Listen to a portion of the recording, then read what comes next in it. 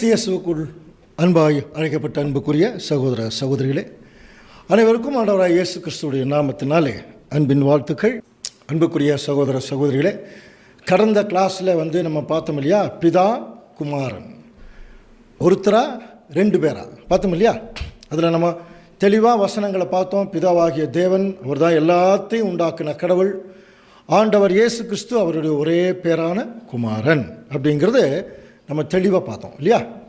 சரி, அப்படி இருக்கும் பட்சத்தில் சில வசனங்கள் இல்லை, பிதாவும் குமாரனும் ஒருத்தர் தான் அப்படிங்கிற மாதிரி சில வசனங்கள் இருக்குதே என்று சொல்லி போன வாரம் நம்ம பார்த்தோம் இல்லையா, முரண்பாடான வசனங்கள். அந்த முரண்பாடான வசனங்களுடைய பொருளை தான் இப்போ நம்ம பார்க்க போகிறோம். சரிங்களா. அதில் முதல்ல பார்க்கும்போது ஆதியிலே வார்த்தை இருந்தது, அந்த வார்த்தை தேவனிடத்தில் இருந்தது, அந்த வார்த்தை தேவனாக இருந்தது. அது ஒன்று. இரண்டாவது, தேவன் மாம்சத்திலே வெளிப்பட்டார். மூன்றாவது, என்னை கண்டவன் என் பிதாவை கண்டான். நான்காவது, நானும் பிதாவும் ஒன்றாக இருக்கிறோம். ஐந்தாவது, பிதா வார்த்தை பரிசுத்தாவி மூவரும் ஒன்றாக இருக்கிறார்கள். சரிங்களா. அப்புறம் இன்னொரு முக்கியமானது பார்த்தீங்கன்னா, நானே அவர் அப்படி என்று ஒரு வார்த்தை ஒரு ஏசாயாவில், அது அப்போது அவர் இவர் தான், இவர் அவர் தான் அப்படிங்கிற மாதிரி ஒரு பொருள் கொள்கிற மாதிரி இருக்கே அப்படின்னு சொல்லி அநேக பேர் அபிப்பிராயப்படுகிறார்கள். ஸோ அதனுடைய பொருளையும் இப்போ நம்ம பார்க்கலாம். இப்போ முதல்ல நம்ம இந்த முரண்பாடான வசனங்களில் முதல்ல பார்க்குறது ஆதியிலே வார்த்தை இருந்தது, அந்த வார்த்தை தேவனிடத்தில் இருந்தது, அந்த வார்த்தை தேவனாக இருந்தது. அதுக்கு பின்னாடி வர வசனங்களுக்கு கூட உங்களுக்கு தெரியும், அந்த வார்த்தை மாம்சமாச்சுன்னு படிக்கிறோம். அப்போது இது எப்படி ஆர்கியூமெண்ட்டு அப்படின்னு சொல்லி கவனிக்கும்போது, ஆதியிலே வார்த்தை இருந்தது, அந்த வார்த்தை தேவனிடத்தில் இருந்தது, அதுலேயும் குழப்பம் இல்லை. இப்போ குழப்பம் எதுலன்னா, அந்த வார்த்தை தேவனாக இருந்தது அப்படிங்கிறதுல ஒரு குழப்பம். அன்புக்குரிய சகோதர சகோதரர்களே, இதில் எல்லாம் என்ன ஃபீல் பண்ணுறதுக்கு வாய்ப்பு இருக்குது. அப்போ தேவன் தான் வார்த்தையாக இருந்தார், அதாவது தேவன் தான்ங்கிறது இங்கே இயேசு கிறிஸ்து அவர் தேவனாக இருந்தார், அதுக்கப்புறம் வார்த்தையாக இந்த பூமிக்கு வந்துட்டார், அதனால தான் அந்த வார்த்தை தேவனாக இருந்தது என்று போட்டிருக்குன்னு சொல்லி நிறைய பேர் அபிப்பிராயப்படுறாங்க. சரிங்களா. ஆனால் அன்புக்குரிய சகோதர சகோதரர்களே, இந்த ஒரு வசனத்தை வைத்து கொண்டு நம்ம என்ன செய்ய முடியாது, ஒரு முடிவுக்கு வர முடியாது. இதை நம்ம புரிஞ்சுக்கிறதுக்கு சில இங்கிலீஷ் டிரான்ஸ்லேஷன்ஸ்ல எல்லாம் பார்த்தீங்கன்னா, அந்த தேவன் முதல்ல வர்ற தேவன்கிற இடத்துல பெரிய ஜி போட்டிருப்பாங்க, காட். இயேசு கிறிஸ்து வார்த்தைன்னு வர்ற இடத்துல சின்ன ஜி போட்டிருப்பாங்க. ஸோ இதெல்லாம் நம்ம ஆர்கியூமெண்ட்டில் கொண்டு வர முடியாது. இதை ஆராய்ச்சி பண்ண நிறைய ஆராய்ச்சியாளர்கள் ஏற்கனவே உங்களுக்கு கடந்த கிளாஸ்லேயே சொன்ன ஞாபகம் இருக்கு இல்லையா, திருவிலியம் அப்படிங்கிற இந்த ஆர்சியும் ப்ராட்டஸ்டண்ட்டும் சேர்ந்து விட்ட அமால்கமேட்டட் பைபிள் இல்லையா, இந்த பைபிளில் அதுக்கு அருமையான விளக்கம் கொடுத்துருக்காங்க. அவர்களே கொடுத்த விளக்கம் தான் இது. பைபிள் சொசைட்டி ஆஃப் இந்தியா அவங்க போட்டது தான் இந்த பைபிள். உங்களுக்கு நல்லா தெரியும், நிறைய பேர் வீட்டில் கூட நீங்கள் வைத்திருக்கலாம். சரி பாருங்கள், அதில் பாருங்கள், யோவான் நற்செய்தின்னு போட்டு முதல் வசனம் பாருங்கள். தொடக்கத்தில் வாக்கு இருந்தது, அவ்வாக்கு கடவுளோடு இருந்தது, அவ்வாக்கு கடவுளாயும் இருந்தது அப்படிங்கிற அந்த வார்த்தை இருக்கு இல்லையா, அந்த கடவுளாயும் இருந்ததுங்கிற இடத்துல ஒரு இன்ட்டு மார்க், அதாவது ஒரு சின்ன ஒரு நட்சத்திரம் மாதிரி ஒரு சின்ன ஒரு இன்ட்டு கொடுத்துருப்பாங்க அந்த பைபிளில். அதுக்கு கீழே ரெஃபரன்ஸ் கொடுத்துருக்குறாங்க பாருங்கள். அந்த இப்போ நம்ம ரவுண்ட் பண்ணி காமிச்சிருக்கோம் இல்லையா, கீழே ஒரு ரெஃபரன்ஸ் கொடுத்துருக்காங்க பாருங்கள். அவ்வாக்கு கடவுளாயும் இருந்தது என்னும் சொற்றொடரை அவ்வாக்கு கடவுள் தன்மை கொண்டிருந்தது எனவும் மொழிபெயர்க்கலாம். அவ்வாக்கு கடவுளாயும் இருந்தது என்னும் சொற்றொடரை அவ்வாக்கு கடவுள் தன்மை கொண்டிருந்தது என மொழிபெயர்க்கலாம் அப்படின்னு சொல்லி அவர்களே போட்டிருக்காங்க. அப்போ ஆக்சுவலாக நம்ம என்ன புரிஞ்சுக்கலாம், அவர்கள் ஒரிஜினலில் என்ன இருக்குதோ அதை தான் அவங்க டிரான்ஸ்லேட் பண்ணி போட்டிருக்காங்க. அப்போ ஆண்டவர் இயேசு கிறிஸ்து வார்த்தையாக இருந்தது உண்மை. ஆக்சுவலாக இன்னும் சொல்லப்போனால் இங்கிலீஷில் இன் த பிகினிங் தேர் வாஸ் லோகோஸ்ன்னு இருக்கும், புரியுதுங்களா. அந்த லோகோஸுங்கிற வார்த்தை அதுக்கு தான் தமிழில் வார்த்தைன்னு போட்டிருக்காங்க. லோகோஸ்னா பிரதிநிதின்னு அர்த்தம், அம்பாசிடர்னு அர்த்தம். அப்போது தொடக்கத்திலிருந்தே காண முடியாத பிதாவினுடைய, காணக்கூடாத பிதாவினுடைய பிரதிநிதியாக தான் ஆண்டவர் இயேசு கிறிஸ்து இருந்திருக்கார். பழைய ஏற்பாட்டு காலத்துலையும் அப்படித்தான் இருந்திருக்கார். தேவனுடைய வார்த்தையாக இருந்திருக்காருன்னு என்ன அர்த்தம், அவர் என்ன சொல்கிறாரோ அப்படியே இங்கே சொல்லுவார், அவ்வளோதான். போன கிளாஸில் கூட பார்த்தோம் இல்லையா, என்னுடைய உபதேசம் என்னுடையது இல்லை, என் பிதாவோடது. அப்போ என் பிதா என்ன சொல்கிறாரோ அதை தான் நான் உங்களுக்கு சொல்ல வரேன் அப்படின்னு சொன்னார் இல்லையா? அப்போது அந்த தேவனாக இருந்ததுங்கிற ஒரு வார்த்தையை வச்சுக்கிட்டு அவர் தான் பிதாவாகிய தேவன், அவர் தான் இயேசு கிறிஸ்துன்னு என்ன பண்ணக்கூடாது, நம்ம ஆர்கியூ பண்ண முடியாது. காரணம் என்னென்னா, அந்த தேவன் என்கிற வார்த்தை ஒரு காமன் வேர்டு, ஒரு பொதுவாக சொல்லப்படுகிற ஒரு சொல்லு. நல்லா புரிஞ்சுங்க. இது பிதாவாகிய தேவனுக்கும் சில இடங்களில் சொல்லப்பட்டிருக்கு, மொழிபெயர்க்கப்பட்டிருக்கு. ஆண்டவர் இயேசு கிறிஸ்துவுக்கும் மொழிபெயர்க்கப்பட்டிருக்கு தேவன்கிற வார்த்தை. சாத்தானுக்கும் இப்பிரபஞ்சத்தின் தேவன் படிச்சோமா இல்லையா? 2 கொரிந்தியர் 4ஆம் அதிகாரம் 4ஆம் வசனத்தில் இப்பிரபஞ்சத்தின் தேவன் எல்லாருடைய மனசையும் குருடாக்கிட்டான். அப்போது தேவன்கிற வார்த்தை மேலே வல்லமை உள்ளவர் என்று பொருள். அதனால தான் அந்த வார்த்தையை மனுஷனுக்கு கூட யூஸ் பண்ணியிருக்காங்க. பாருங்கள், பழைய ஏற்பாட்டு காலத்தில் யாத்திராகமம் 4ஆம் அதிகாரம் 16ஆம் வசனம், அங்கே மோசே ஆரோன் 2 பேர் இஸ்ரேல் ஜனங்களை மீட்கிறதுக்கு அங்கே ராஜா கிட்ட போய் பேசணும். அப்போது மோசே சொல்கிறார், நான் கொஞ்சம் கஷ்டமாக இருக்குதுன்னு சொல்லும்போது அதுக்கு என்ன சொல்கிறார் பாரு, நான் திக்குவாயினும் மந்தனாக்கமெல்லாம் படிச்சிருக்கிறோம். அதுக்கெல்லாம் நிறைய விளக்கம் இருக்குது. மோசே திக்குவாயெல்லாம் கிடையாது, அவர் வாக்கிலும் செய்கிலும் வல்லவனானான்னு அப்போஸ்தலர்லாம் படிக்கிறோம். அப்போ ஏன் அந்த இடத்துல திக்குவாய் மந்தனாக்குன்னு சொல்லப்பட்டிருக்கு, அதுக்கு ஒரு விளக்கம் இருக்குது. இன்னொரு நாள் அதை குறித்து நம்ம பார்க்கலாம். ஆனால் இப்போ பாருங்கள், தேவன் மோசையை நோக்கி சொல்கிறார், அவன் உனக்கு பதிலாக ஜனங்களோட பேசுவான். யார்? ஆரோன். மோசே கிட்ட சொல்கிறார், ஆரோன் ஜனங்களுக்கு உனக்கு பதிலாக ஜனங்களிடத்தில் பேசுவான். இவ்விதமாய் அவன் உனக்கு வாயாக இருப்பான், நீ அவனுக்கு தேவனாக இருப்பாய் அப்படின்னு இருக்கு. அப்போ இந்த இடத்துல தேவன் அப்படின்னு மோசேக்கு சொல்லியிருக்கு. அப்படின்னா மோசே கடவுளா? நம்ம வச்சுக்கிற பைபிளில் தான் இருக்குது இல்லையா? அப்போ மோசே கடவுளானா இல்லை, ஆரோனை விட கொஞ்சம் மேலே உயர்ந்த ஸ்தானத்தில் இருப்பார். அது மட்டும் இல்லை, பார்வோன் ராஜாவுக்கிட்டே, அந்த பார்வோன் ராஜா பற்றியே சொல்லும்போது பாருங்க, யாத்திராகமம் 7ஆம் அதிகாரம் 1ஆம் வசனம், கர்த்தர் மோசையை நோக்கி, பார், உன்னை நான் பார்வோனுக்கு தேவனாக்கினேன் அப்படின்னார். அப்போ பார்வோன் ராஜாவுக்கு மோசே தான் கடவுளா? இல்லையா? அப்போ பார்வோனை விட மோசே பராக்கிரமம் செய்கிறவராக இருந்தார். அதுதான் முக்கியமாக இந்த தேவன்கிற வார்த்தையினுடைய அர்த்தம். பாருங்கள், அதுலேயே நம்முடைய 82ஆம் சங்கீதத்தில் 6ஆம் வசனம் வாசிக்கலாம் பாருங்கள்.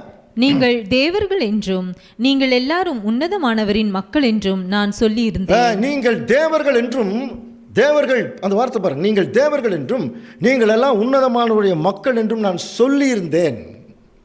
இதுவும் இயேசு கிறிஸ்து பேசினது தாங்க. இங்கிலீஷில் எப்படி தெரியுமா இருக்கு? I have said you are gods அப்படின்னு சொல்லியிருக்கு. அப்போ நம்மளை தான் சொல்லியிருக்கு. அப்போ நம்மளாம் கடவுளா? தேவர்கள்னு தமிழ் இருக்கு, நிறைய பேர்த்து தேவர்கள், ஒருத்தர் தேவன். அப்போது இந்த இடத்துல யூ ஆர் காட்ஸ்ன்னு இங்கிலீஷில் இருக்குதுங்கிறக்கா நம்மளாம் கடவுளா? அப்போது என்ன அர்த்தத்தில் சொல்லப்பட்டிருக்கு பாருங்கள். இதே வார்த்தை நம்முடைய ஆண்டவர் இயேசு கிறிஸ்து அவருடைய 1ஆம் வருகையில் சொல்றார். யோவான் 10ஆம் அதிகாரம் 34ஆம் வசனம், இயேசு அவர்களுக்கு பிரதியுத்தரமாக, தேவர்களா இருக்கிறீர்கள் என்று நான் சொன்னேன் என்பதாய் உங்கள் வேதத்தில் எழுதியிருக்கவில்லை. பாருங்க, நான் தான் பழைய ஏற்பாட்டிலே சொல்லியிருக்கேனே, நீங்கள்லாம் தேவர்கள் நான் சொன்னதாக நீங்கள் எழுதியிருக்கிறத வாசிக்கலையா? அவங்க கன்ஃபியூஸ் ஆகுறாங்க, யார் எழுதியிருக்கா, யார் தேவர்கள்? உடனே அதுக்கு விளக்கம் சொல்ல பாருங்க. தேவ வசனத்தை பெற்றுக்கொண்டவர்களை தேவர்கள் என்று வேதம் சொல்லியிருக்கு. அப்போ தேவ வசனத்தை பெற்றுக்கொண்டவர்கள் தேவர்கள். இப்போ நம்மெல்லாம் ஒவ்வொருத்தரும் தேவ வசனத்தை பெற்றுக்கொண்டவன் இல்லையா? அப்போ தேவன். அப்போ நம்மெல்லாம் கடவுளா? அப்போ தேவன் சொல்கிற வார்த்தை எல்லாமே கடவுள் தான் அப்படின்னு நம்ம எடுத்துக்கிட்டோம்னா அது மிக தவறாயிடும் இல்லையா? அதே தான் ஆதியிலே வார்த்தை இருந்தது, அந்த வார்த்தை தேவன் இடத்துல, அது கரெக்ட். இயேசு கிறிஸ்து தேவன் இடத்துல இருந்தார், அவர் ஒரு உன்னதமான நிலைமையில் எல்லாத்துக்கும் மேல் இருந்தாருங்கிறது தான் தேவன் அப்படின்னு சொல்லி அங்கே மொழிபெயர்க்கப்பட்டிருக்கு. அப்படியே இயேசு கிறிஸ்துவை தேவன் என்று சொல்லும் பொழுது அது பாருங்கள், அந்த கம்பேரிஷன் சங்கீதத்தில் சொன்னதை எபிரேயருக்கு பவுல் எழுதுறார் பாருங்க. எபிரேயர் 1ஆம் அதிகாரம் 8ஆம் வசனம், குமாரனை நோக்கி. கவனிங்க, இப்போ யாரை பார்த்து பேசிட்டு இருக்கார்? குமாரனை நோக்கி, தேவனே உம்முடைய சிங்காசனம் என்றென்றைக்கும் உள்ளது, உம்முடைய ராஜ்யத்தின் செங்கோல் நீதியுள்ள செங்கோலா இருக்கிறது. இந்த வசனம் யாரை பார்த்து பேசப்பட்டு இருக்கிறது கவனிக்கிறீங்களா? குமாரனை நோக்கி, இயேசு கிறிஸ்துவை பார்த்து. இயேசு கிறிஸ்துவை பார்த்து அட்ரஸ் பண்றார் தாவீது, தேவனே அப்படிங்கிறார். நல்லா புரிஞ்சுக்கலாம். இப்போ தேவனேங்கிறது யார்கிட்ட சொல்றார்? இயேசு கிறிஸ்துவை பார்த்து. குமாரனை நோக்கி, தேவனே உம்முடைய சிங்காசனம் என்றென்றைக்கும் உள்ளது, உம்முடைய ராஜ்யத்தின் செங்கோல் நீதியுள்ள செங்கோலா இருக்குது, நீர் நீதியை விரும்பி அக்கிரமத்தை வெறுத்திருக்கிறீர், ஆதலால் தேவனே, அது இயேசு கிறிஸ்துவை பார்த்து தான், ஆதலால் தேவனே உம்முடைய தேவன், நீங்களே ஒரு தேவனா இருக்கீங்க, உம்முடைய தேவன் உம்மை ஆனந்த தைலத்தினாலே அபிஷேகம் பண்ணினார். சரிங்களா? அப்போ இயேசு கிறிஸ்து ஒரு தேவன் தான், அவருக்கு மேலே இன்னொரு தேவன் இருக்கார், அவர் தாங்க பிதாவாகிய தேவன். அதுதான் அங்கே கிளியராக சொல்லப்பட்டிருக்கு. ஆதலால் தேவனே உம்முடைய தேவன் உம்மை ஆனந்த தைலத்தினாலே அபிஷேகம் பண்ணினார். ஒரு 4 வார்த்தை தான் இன்றைக்கி நிறைய பேர்த்த கன்ஃபியூஸ் பண்ணுது. யார் பிதா யார் குமாரன்னு கண்டுபிடிக்க முடியாமல். கவனிங்க, தேவன் அப்படின்னா வல்லமை உள்ளவர், மேலானவர்னு அர்த்தம். பிதான்னா அப்பா, தந்தைன்னு அர்த்தம். கர்த்தர்னா காரணமானவர், காரணகர்த்தா சொல்கிறோம் இல்லையா. அடுத்தது ஆண்டவர்னா ஆளுகை செய்பவர். இது வந்து கவனிச்சு பார்த்தீங்கன்னா பல இடங்களில் பிதாவாகிய தேவனுக்கு சரியாக பொருந்தி வரும்.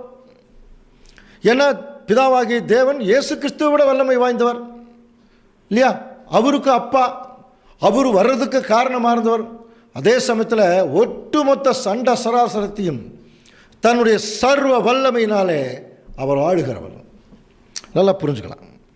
அதனால தான் அன்புக்குரிய சகோதர சகோதரர்களே, சாத்தான் இந்த மாதிரி சில வார்த்தைகள் வந்து பயன்படுத்தி அவர் தான் இவர் தான் அவருன்னு கன்ஃபியூஸ் பண்ணி விட்டான். நல்லா கவனிங்க. இதை வந்து தெளிவுபடுத்துறதுக்கு அப்போஸ்தலனாகிய பவுல் வரார். பாருங்க, வந்து என்ன சொல்கிறாரு, 1 கொரிந்தியர் 8ஆம் அதிகாரம் 5ஆம் வசனம். வானத்திலேயும் பூமியிலேயும் தேவர்கள் எனப்படுகிறவர்கள் உண்டு, இப்படி அநேக தேவர்களும் அநேக கர்த்தாக்களும் உண்டாயிருந்தாலும். பாருங்க, வானத்திலேயும் பூமியிலேயும் தேவர்கள் எனப்படுகிறவர்கள் உண்டு, இப்படி அநேக தேவர்களும் அநேக கர்த்தாக்களும் உண்டாயிருந்தாலும். கவனிங்க, பிதாவாகிய ஒரே தேவன் நமக்குண்டு. கிளியராக சொல்கிறார். நிறைய தேவர்கள் இருக்கலாம், வானத்திலேயும் சரி பூமியிலேயும் சரி, ஆனால் பிதாவாகிய ஒரே தேவன் நமக்குண்டு. கவனிங்க, அவராலே சகலமும் உண்டாயிருக்கிறது, அவருக்கென்று நாம் உண்டாயிருக்கிறோம். அந்த பிதாவாகிய தேவனுக்கென்று தான் நாம் உண்டாயிருக்கிறோமா, அவரால் தான் எல்லாமே உருவாச்சு. இது ஒன்று சொல்லிட்டாரா. அடுத்தது, இயேசு கிறிஸ்து என்னும் ஒரே கர்த்தரும் நமக்குண்டு. அப்படின்னா புரிஞ்சுதான், அவர் இருக்கார், இவரும் இருக்கார், இன்னொருத்தர் இருக்கிறார். அவரை மட்டும் பார்த்துறாதீங்க, இன்னொருத்தர் இருக்கிறார். அவர் யாரு? இயேசு கிறிஸ்து என்னும் ஒரே கர்த்தரும் நமக்குண்டு, அவர் மூலமாய் சகலமும் உண்டாயிருக்கிறது, அவர் மூலமாய் நாம் உண்டாயிருக்கிறோம். கிளியராக இருக்கா? ஏற்கனவே அதானே பார்த்தோம். பிதாவாகிய தேவன் ஆண்டவர் இயேசு கிறிஸ்துவை தான் முதல்ல உண்டாக்குனார், அதுக்கப்புறம் அவர் மூலமாக தானே எல்லாம் உண்டாக்குனார் படித்தோம். அதே தான் இங்கே பவுலும் சொல்கிறார்.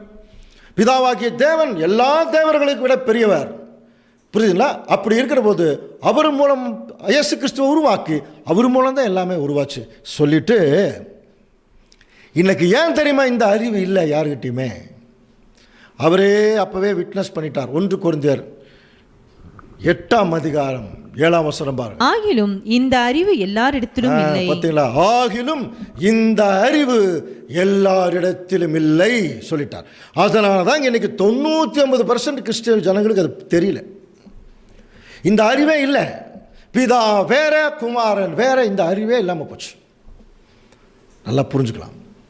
நாமோ இதை ஆராய்ந்து பார்க்கக்கூடிய தேவனுடைய இதுதாங்க வெளிச்சம். வேதாகமத்தின் வெளிச்சங்களுங்கிறது இதுதான். நாங்களும் ஒரு காலத்தில் இந்த மாதிரி ஒரு தவறான திருத்துவ போதனையில் தான் இருந்தோம். நிறையா பேசணும், நிறையா கற்றுக்கொண்டோம், எல்லாம் இருந்தது. ஆனால் ஒரு சில குறிப்பிட்ட காலங்களில் வேத வசனங்களை படிக்கும்போது நிறைய சந்தேகங்கள் எழும்பும்போது ஏற்பட்ட ஒரு குழப்பம். அந்த குழப்பத்தை ஏற்கனவே முன்னோர்கள் எல்லாம் நிறைய சகோதரர்கள் இருந்தாங்க, படித்தாங்க, தேவனுடைய ஆவியை பெற்றுக்கொண்டார்கள், சத்தியம் என்னன்னு புரிஞ்சுக்கிட்டாங்க, உண்மையான தேவன் யாருங்கிறத கண்டுபிடிச்சாங்க, இயேசு கிறிஸ்து யாருன்னு கண்டுபிடிச்சாங்க. அவர்கள் என்ன பண்ணாங்க தெரியுங்களா? ஏதோ தங்களால் முடிந்த அளவு மக்களுக்கு போய் சொன்னாங்க. அவர்கள் தங்களை பெருசாக பிரபகண்டா பண்ணிக்கவே இல்லை. நல்லா புரிஞ்சுக்கலாம். தங்களை பெருசாக பிரபகண்டா பண்ணிக்கவே இல்லை. தங்கள் இருக்கக்கூடிய சபையும் பெருசாக பிரபகண்டா பண்ணிக்கல. காரணம் என்ன தெரியுங்களா? நாம் ஒரு சபையை சார்ந்திருந்தாலும் அந்த சபை நம்மை தேவனிடத்தில் வழி நடத்தாது, ஆண்டவர் இயேசு கிறிஸ்துவிடத்தில் வழி நடத்தாது, சத்தியம்தான் வழி நடத்தும். அதனால தான் அன்புக்குரிய சகோதர சகோதரர்கள், இப்போது வேதாகமத்தின் வெளிச்சங்கள் எல்லாம் வந்துட்டுருக்கு. ஒரு சிலர் நினைக்கலாம், இவங்க என்ன சபை அப்படின்னு நினைக்கலாம். நாங்களும் ஒரு சபையை சேர்ந்தவங்க தான். நல்லா புரிஞ்சுங்க. ஆனால் ஏன் அந்த சபையினுடைய காரியங்களை வெளிப்படுத்துறதில்ல? அப்போது என்ன ஆயிரும் தெரியுங்களா? அப்போ ஒரே கோணத்தில் நம்ம பார்க்க ஆரம்பிச்சிருவோம். நாம் இருக்கக்கூடிய சபை ஒரு ஐக்கியத்துக்கு தான் இருக்கிறமே ஒழிய நம்முடைய மெயின் ஐக்கியம் ஆண்டவர் இயேசு கிறிஸ்துவோடும் பிதாவாகிய தேவனோடும் தான். நல்லா புரிஞ்சுக்கலாம். அப்போது அதனால தான் நம்ம சபையை பிரபகண்டா பண்ணுறதில்ல. எங்களுக்கு சத்தியம் சொல்லிக் கொடுத்த மூத்த சகோதரர்கள் அப்படி தான் இருந்தாங்க. யாரும் தங்களை பிரபகண்டா பண்ணல, சத்தியத்தை மட்டும் சொல்லிட்டு போயிட்டாங்க, அவ்வளோதான். இன்றைக்கும் இது என்ன ஆகிட்டு இருக்கு பாருங்கள். தேவன் அதை அப்படியே மறைக்கல. இன்றைக்கி ஏற்ற காலத்தில் ஏற்ற ஒரு சூழ்நிலையை தேவன் கொடுத்து இந்த மாதிரி விஷயங்களெல்லாம் நமக்கு தெரிய வைக்கிறதுக்கு ஒரு அருமையான வாய்ப்பு. சரி, இப்போ கவனிச்சு பார்த்தீங்கன்னா அன்புக்குரிய சகோதர சகோதரர், இந்த தேவன்கிற வார்த்தை இருக்கு இல்லையா, அது புதிய ஏற்பாடு கிரேக்க மொழியில் எழுதப்பட்டதுனால அந்த கிரேக்க மொழியில் தியோஸ் அப்படிங்கிற ஒரு வார்த்தையிலிருந்து மொழிபெயர்க்கப்பட்டு தான் லார்டுன்னு இங்கிலீஷில் இருக்கும். இதையத்தான் தேவன் என்று மொழிபெயர்த்திருக்காங்க. வல்லமையுள்ள தேவன் அப்படின்லாம் இருக்கும் பாருங்க. அப்போ பிதாவாகிய தேவனுக்கும் அது பொருந்தும், கிறிஸ்துவுக்கும் பொருந்தும், ஜனங்களுக்கும் அது சில நேரத்தில் பொருந்தது. சில பேருக்கு வயிறே தேவன் சொல்லியிருக்கு பாருங்க. பிலிப்பியர் 3:19 அவருடைய முடிவு அழிவு, அவருடைய தேவன் வயிறுன்னு சொல்லியிருக்கு. அப்போ தேவன் வயிறுங்கிறதுக்காக வயிறு தான் கடவுள்னு சொல்ல முடியுமா? அது உருவகமாக சொல்லப்பட்ட வார்த்தை இல்லையா? பாருங்க. அப்போ இப்படிப்பட்ட ஒரு மேலான சத்தியத்தை சாத்தான் என்ன பண்ணிட்டான் பாருங்க, வாசிக்கலாம். 2 கொரிந்தியர் 4:4 தேவனுடைய சாயலாய் இருக்கிற கிறிஸ்துவின் மகிமையான சுவிசேஷத்தின் ஒளி அவ்விசுவாசிகளாகிய அவர்களுக்கு பிரகாசமாய் இராதபடிக்கு இப்பிரபஞ்சத்தின் தேவனானவன் அவர்களுடைய மனதை குருடாக்கினான். எவ்வளவு கிளியரா சொல்லியிருக்காரு பவுல். தேவனுடைய சாயலாய் இருக்கிற கிறிஸ்துவின். அப்ப ஆண்டவர் இயேசு கிறிஸ்து என்னவா இருக்காரா? தேவனுடைய சாயலா. இது யாருங்க பவுலுக்கு வெளிப்படுத்துறது? இந்த சத்தியத்தை கிறிஸ்து தாங்க கூப்பிட்டார். இயேசு கிறிஸ்து தான் கூப்பிட்டார். நீ துன்பப்படுத்துகிற இயேசு நானே. இன்னொரு விசேஷம் தெரியுமா? அதாவது இயேசு கிறிஸ்து பவுலை கூப்பிடுறதுக்கு முன்னாடியே இந்த பிதாவாகிய தேவனை தாங்க வணங்கிட்டு இருந்தாரு. அவர் பேரில் வைராக்கியம் உள்ளவராக இருந்தார். அவருடைய நியாயப்பிரமாணங்களை கற்றுத்தெரிந்தவராக இருந்தார். அந்த ஒரு வெறி யாரும் தேவனுடைய ஸ்தானத்துக்கும் அவருடைய விஷயத்துக்கு வந்துடக்கூடாது. புதுசாக யாரோ வந்திருக்காங்க கிறிஸ்தவர்கள் அடி அப்படின்னா அந்த வைராக்கியத்தில். அதுக்கப்புறம் ஆண்டவர் இயேசு கிறிஸ்து கூப்பிட்டு தேவனுடைய தரிசனங்களையும் திட்டங்களையும் அவருக்கு காட்டும்போது ஆண்டவர் இயேசு கிறிஸ்துவை பற்றி மிக உயர்ந்த நிலைமைக்குள்ளே போயிட்டாங்க. எப்படியாவது நான் கிறிஸ்துவோட போயிடணுங்க அப்படியே ஏங்குறார். எந்த அளவுக்கு வெறுத்தாரோ அந்த அளவுக்கு ஆண்டவர் இயேசு கிறிஸ்துவை. இல்லை, இன்னொரு விசேஷம் என்ன தெரியுங்களா? அதாவது இயேசு கிறிஸ்து அவருக்கு அறிமுகமாகிறதுக்கு முன்னாடி பிதாவாகிய தேவனை அவர் நேசித்தது, அவர் மேலே மதிப்பு வச்சிருந்ததை விட இயேசு கிறிஸ்து தெரிஞ்சதுக்கப்புறம் பிதாவாகிய தேவன் மேலே அவர் காட்டின அன்பு மிகப்பெரியது. ஏன்னா கிறிஸ்து மட்டும்தாங்க பிதாவாகிய தேவனை சரியாக சொல்ல முடியும். அவருடைய ஆழங்கள் அன்பை பற்றி தெளிவாக சொல்ல முடியும். அதை பவுலுக்கு தெளிவாக விளக்கி சொன்னார். ஆனால் பரிதாபம் பாருங்க, பவுல் என்ன எழுதுகிறார்? தேவனுடைய சாயலாக இருக்கிற கிறிஸ்துவின் மகிமையான சுவிசேஷத்தின் ஒளி அவிசுவாசிகளாகி அவர்களுக்கு பிரகாசமாகிறாதபடி இப்பிரபஞ்சத்தின் தேவனானவன் அவருடைய மனதை குருடாக்கினான். எல்லாருடைய மனதை குருடாக்கிட்டான். அன்புக்குரிய சகோதர சகோதரர்களே, அதனால தான் இன்னைக்கு எல்லாரும் டாக்டராகவும் இன்ஜினியராகவும் ஆகிறாங்க, படிப்பாளி ஆகிறாங்க. பிளைண்ட்னஸ் கொண்டு வந்துடும். நீங்கள் என்ன படித்தாலும் உங்களுக்கு விளங்காது.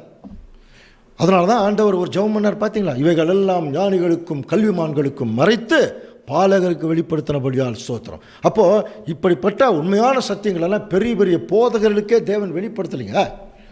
இன்றைக்கி ஏதோ சாதாரணமான தேவனுடைய பிள்ளைகளுக்கு வெளிப்படுத்தியிருக்கிறாருங்க போது எவ்வளோ ஒரு நன்றியோடு இருக்கணும் நம்ம தேவனுக்கும் ஆண்டவர் இயேசு கிறிஸ்துவுக்கும். ஓகே, இப்போ அடுத்தது பார்த்தீங்கன்னா 2வது ரூபகாரம். நல்லா புரிஞ்சுதுங்களா? அப்போ தேவன் வர்ற இடமெல்லாமே பிதாவாகிய தேவன் தான் குறிக்கும். நம்ம இருக்க வேண்டிய அவசியம் இல்லை. ஆதியிலே வார்த்தை இருந்தது, இயேசு கிறிஸ்து தான் அந்த வார்த்தை, அதில் எந்த மாற்றம் இல்லை. அவர் ஒரு உயர்ந்த ஸ்தானத்தில் இருந்தார். அவர் கடவுள் நாங்கள் சொல்லப்படவே இல்லை. நல்லா புரிஞ்சுக்கலாம். அடுத்தது தேவன் மாம்சத்திலே வெளிப்பட்டார். இங்கிலீஷ்லேயே அப்படித்தான் காட் வாஸ் மேனிஃபெஸ்டட் இன் ஃப்ளஷ்னு இருக்கும். ஸோ அன்புக்குரிய சகோதர சகோதரிகளே, இந்த வசனத்தை வச்சுக்கிட்டு என்ன பண்ணுறாங்க? ஓ, கடவுள் தான் மாம்சத்தில் வந்துட்டார், கடவுள் தான் மாம்சத்தில் வந்துட்டார். நம்ம ஏற்கனவே நிறையா பார்த்துட்டோம். ஒருவராய் சேரக்கூடாத ஒளியில் வாசம் பண்ணுகிறவரும் மனிதரில் ஒருவரும் கண்டிராதவரும் காணக்கூடாதவருமா இருக்கார். அவர் எப்படி மாம்சத்தில் வர முடியும்? இல்லையா? இந்த வசனத்தை கொஞ்சம் கவனிக்கணும். சின்ன விளக்கம் சொல்லிடலாம். என்னென்னா தேவன் அப்படிங்கிற இடமெல்லாம் தியோஸ் அப்படிங்கிறது தான். தியோஸ்னாலே வல்லமை உள்ளவர்னு அர்த்தம். அப்போது அவர் வல்லமை உள்ளவர் மாம்சத்தில் வெளிப்பட்டார்னு சொல்கிறது தான் சரி. இல்லை, இன்னும் கொஞ்சம் இன்டீரியராக இதனுடைய விளக்கம் உள்ள போய் பார்க்கணும் போது 1 தீமோத்தேயு 3:16 கவனிச்சு பாருங்க, வாசிக்கலாம். அன்றியும் தேவ பக்திக்குரிய ரகசியமானது யாவரும் ஒப்புக்கொள்கிறபடியே மகா மேன்மையுள்ளது. தேவன் மாம்சத்திலே வெளிப்பட்டார். இந்த ஒரு வார்த்தையை மட்டும் வச்சுக்கிறான், கவனிங்க. அதுக்கப்புறம் பாருங்க, தேவன் மாம்சத்திலே வெளிப்பட்டார், ஆவியிலே நீதி உள்ளவர் என்று விளங்கப்பட்டார், தேவ தூதர்களால் காணப்பட்டார், புறஜாதிகளிடத்தில் பிரசங்கிக்கப்பட்டார், உலகத்திலே விசுவாசிக்கப்பட்டார், மகிமையிலே ஏறெடுத்துக் கொள்ளப்பட்டார். இத்தனை வார்த்தைகள் இருக்கு.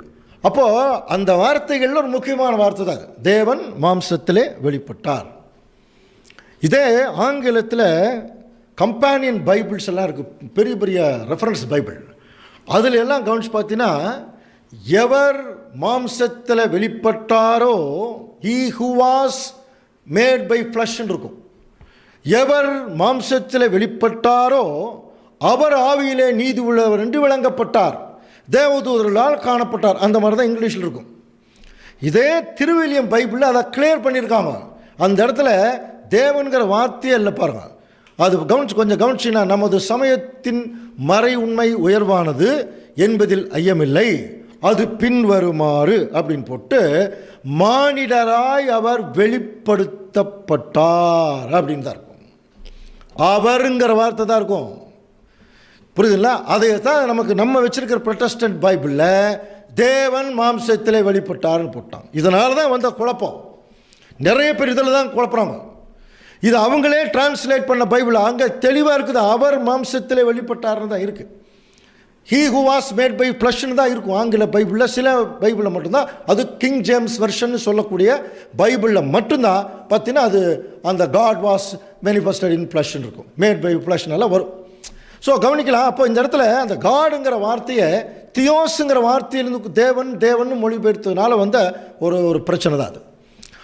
சரி, இப்போ ஒரு கேள்வி நீங்கள் கேட்கலாம், இதெல்லாம் உங்களுக்கு இங்கிலீஷ் படிக்கிறீங்கிறீங்க, க்ரீக் படிக்கிறீங்கிறீங்க, இதெல்லாம் தெரியாதவங்க என்ன பண்ணுவாங்க? அதுக்கு தாங்க இந்த கிளாஸு. தெரியாதவர்கள் தெரிந்து கொள்றதுக்கு தான் கிளாஸு. ஒருவன் இதை விளக்கி சொல்லாவிட்டால் எனக்கு எப்படி தெரியும்? பிலிப்பு கந்தாக மந்திரி அந்த ஒரு நிகழ்ச்சி படிச்சிருக்கீங்களா அப்போஸ்தலரில்? அந்த கந்தாக நாட்டு மந்திரி ஏசாயா தீர்க்க தரிசன புஸ்தகத்தை படிச்சுட்டு போகிறார் ரதத்தில். திடீர்னு பிலிப்பு போய் பக்கத்தில் சேர்ந்துக்கிட்டு இது என்னன்னு கேட்குறார். அப்போ அவர் என்ன சொன்னார்? அந்த மந்திரி, ஒருவர் எனக்கு விளக்கி சொல்லலை எப்படி தெரியும் கேட்டார் இல்லையா? அப்போ பைபிள் அப்படித்தாங்க, விளக்க ஒருத்தர் கட்டாயமே வேணும் இல்லையா? ஆனால் ஒன்று, அப்படி ஒரு வாய்ப்பு கிடைக்கும் போது உட்காந்து கேட்டணும். நிறைய பேருக்கு அது விருப்பமே இல்லையா?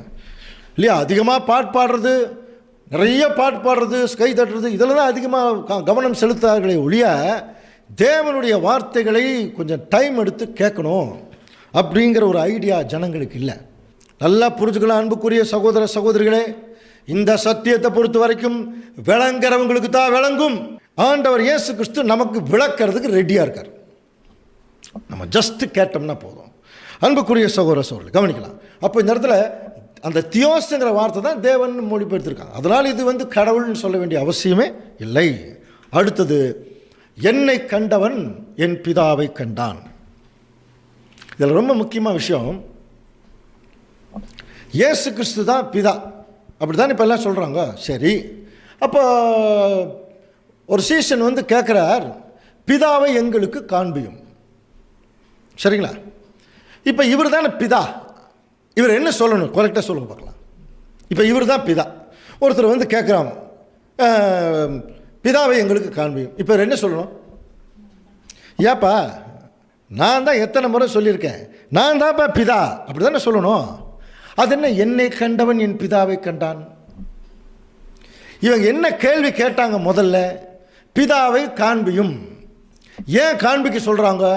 ஆண்டவர் இயேசு கிறிஸ்து என்ன சொன்னார்? என் பிதா பரலோகத்தில் இருக்கிறார், அவர் தான் என்னை அனுப்பினார், அவர் அங்கிருந்தெல்லாம் வர முடியாது. அவர் தெளிவாக சொல்லிட்டு இருக்கார், பிதா மேல் இருக்கார். இவங்க கேட்குறாங்க காண்பியும். எப்படி காண்பிக்கிறது? அப்போ பிதாவை இவங்க பார்க்கணும், அதே சமயத்தில் பார்க்க முடியாது. அதுக்கு தான் ஆண்டவர் என்ன சொல்கிறார்? என்னை பார்த்து இல்லை, எங்கள் அப்பா இப்படி தான் இருப்பார், பார்த்துக்கோ. இதையே தாங்க சொன்னார், என்னை கண்டவன் என் பிதாவை கண்டான். ரொம்ப சிம்பிளாக நானே பிதான்னு சொல்லிட்டு போயிருக்கலாம் இல்லையா? அவர் பிதா அல்ல, அவர் வந்து பிதாவுடைய தற்சரூபம்னு தானே படிக்கிறோம்.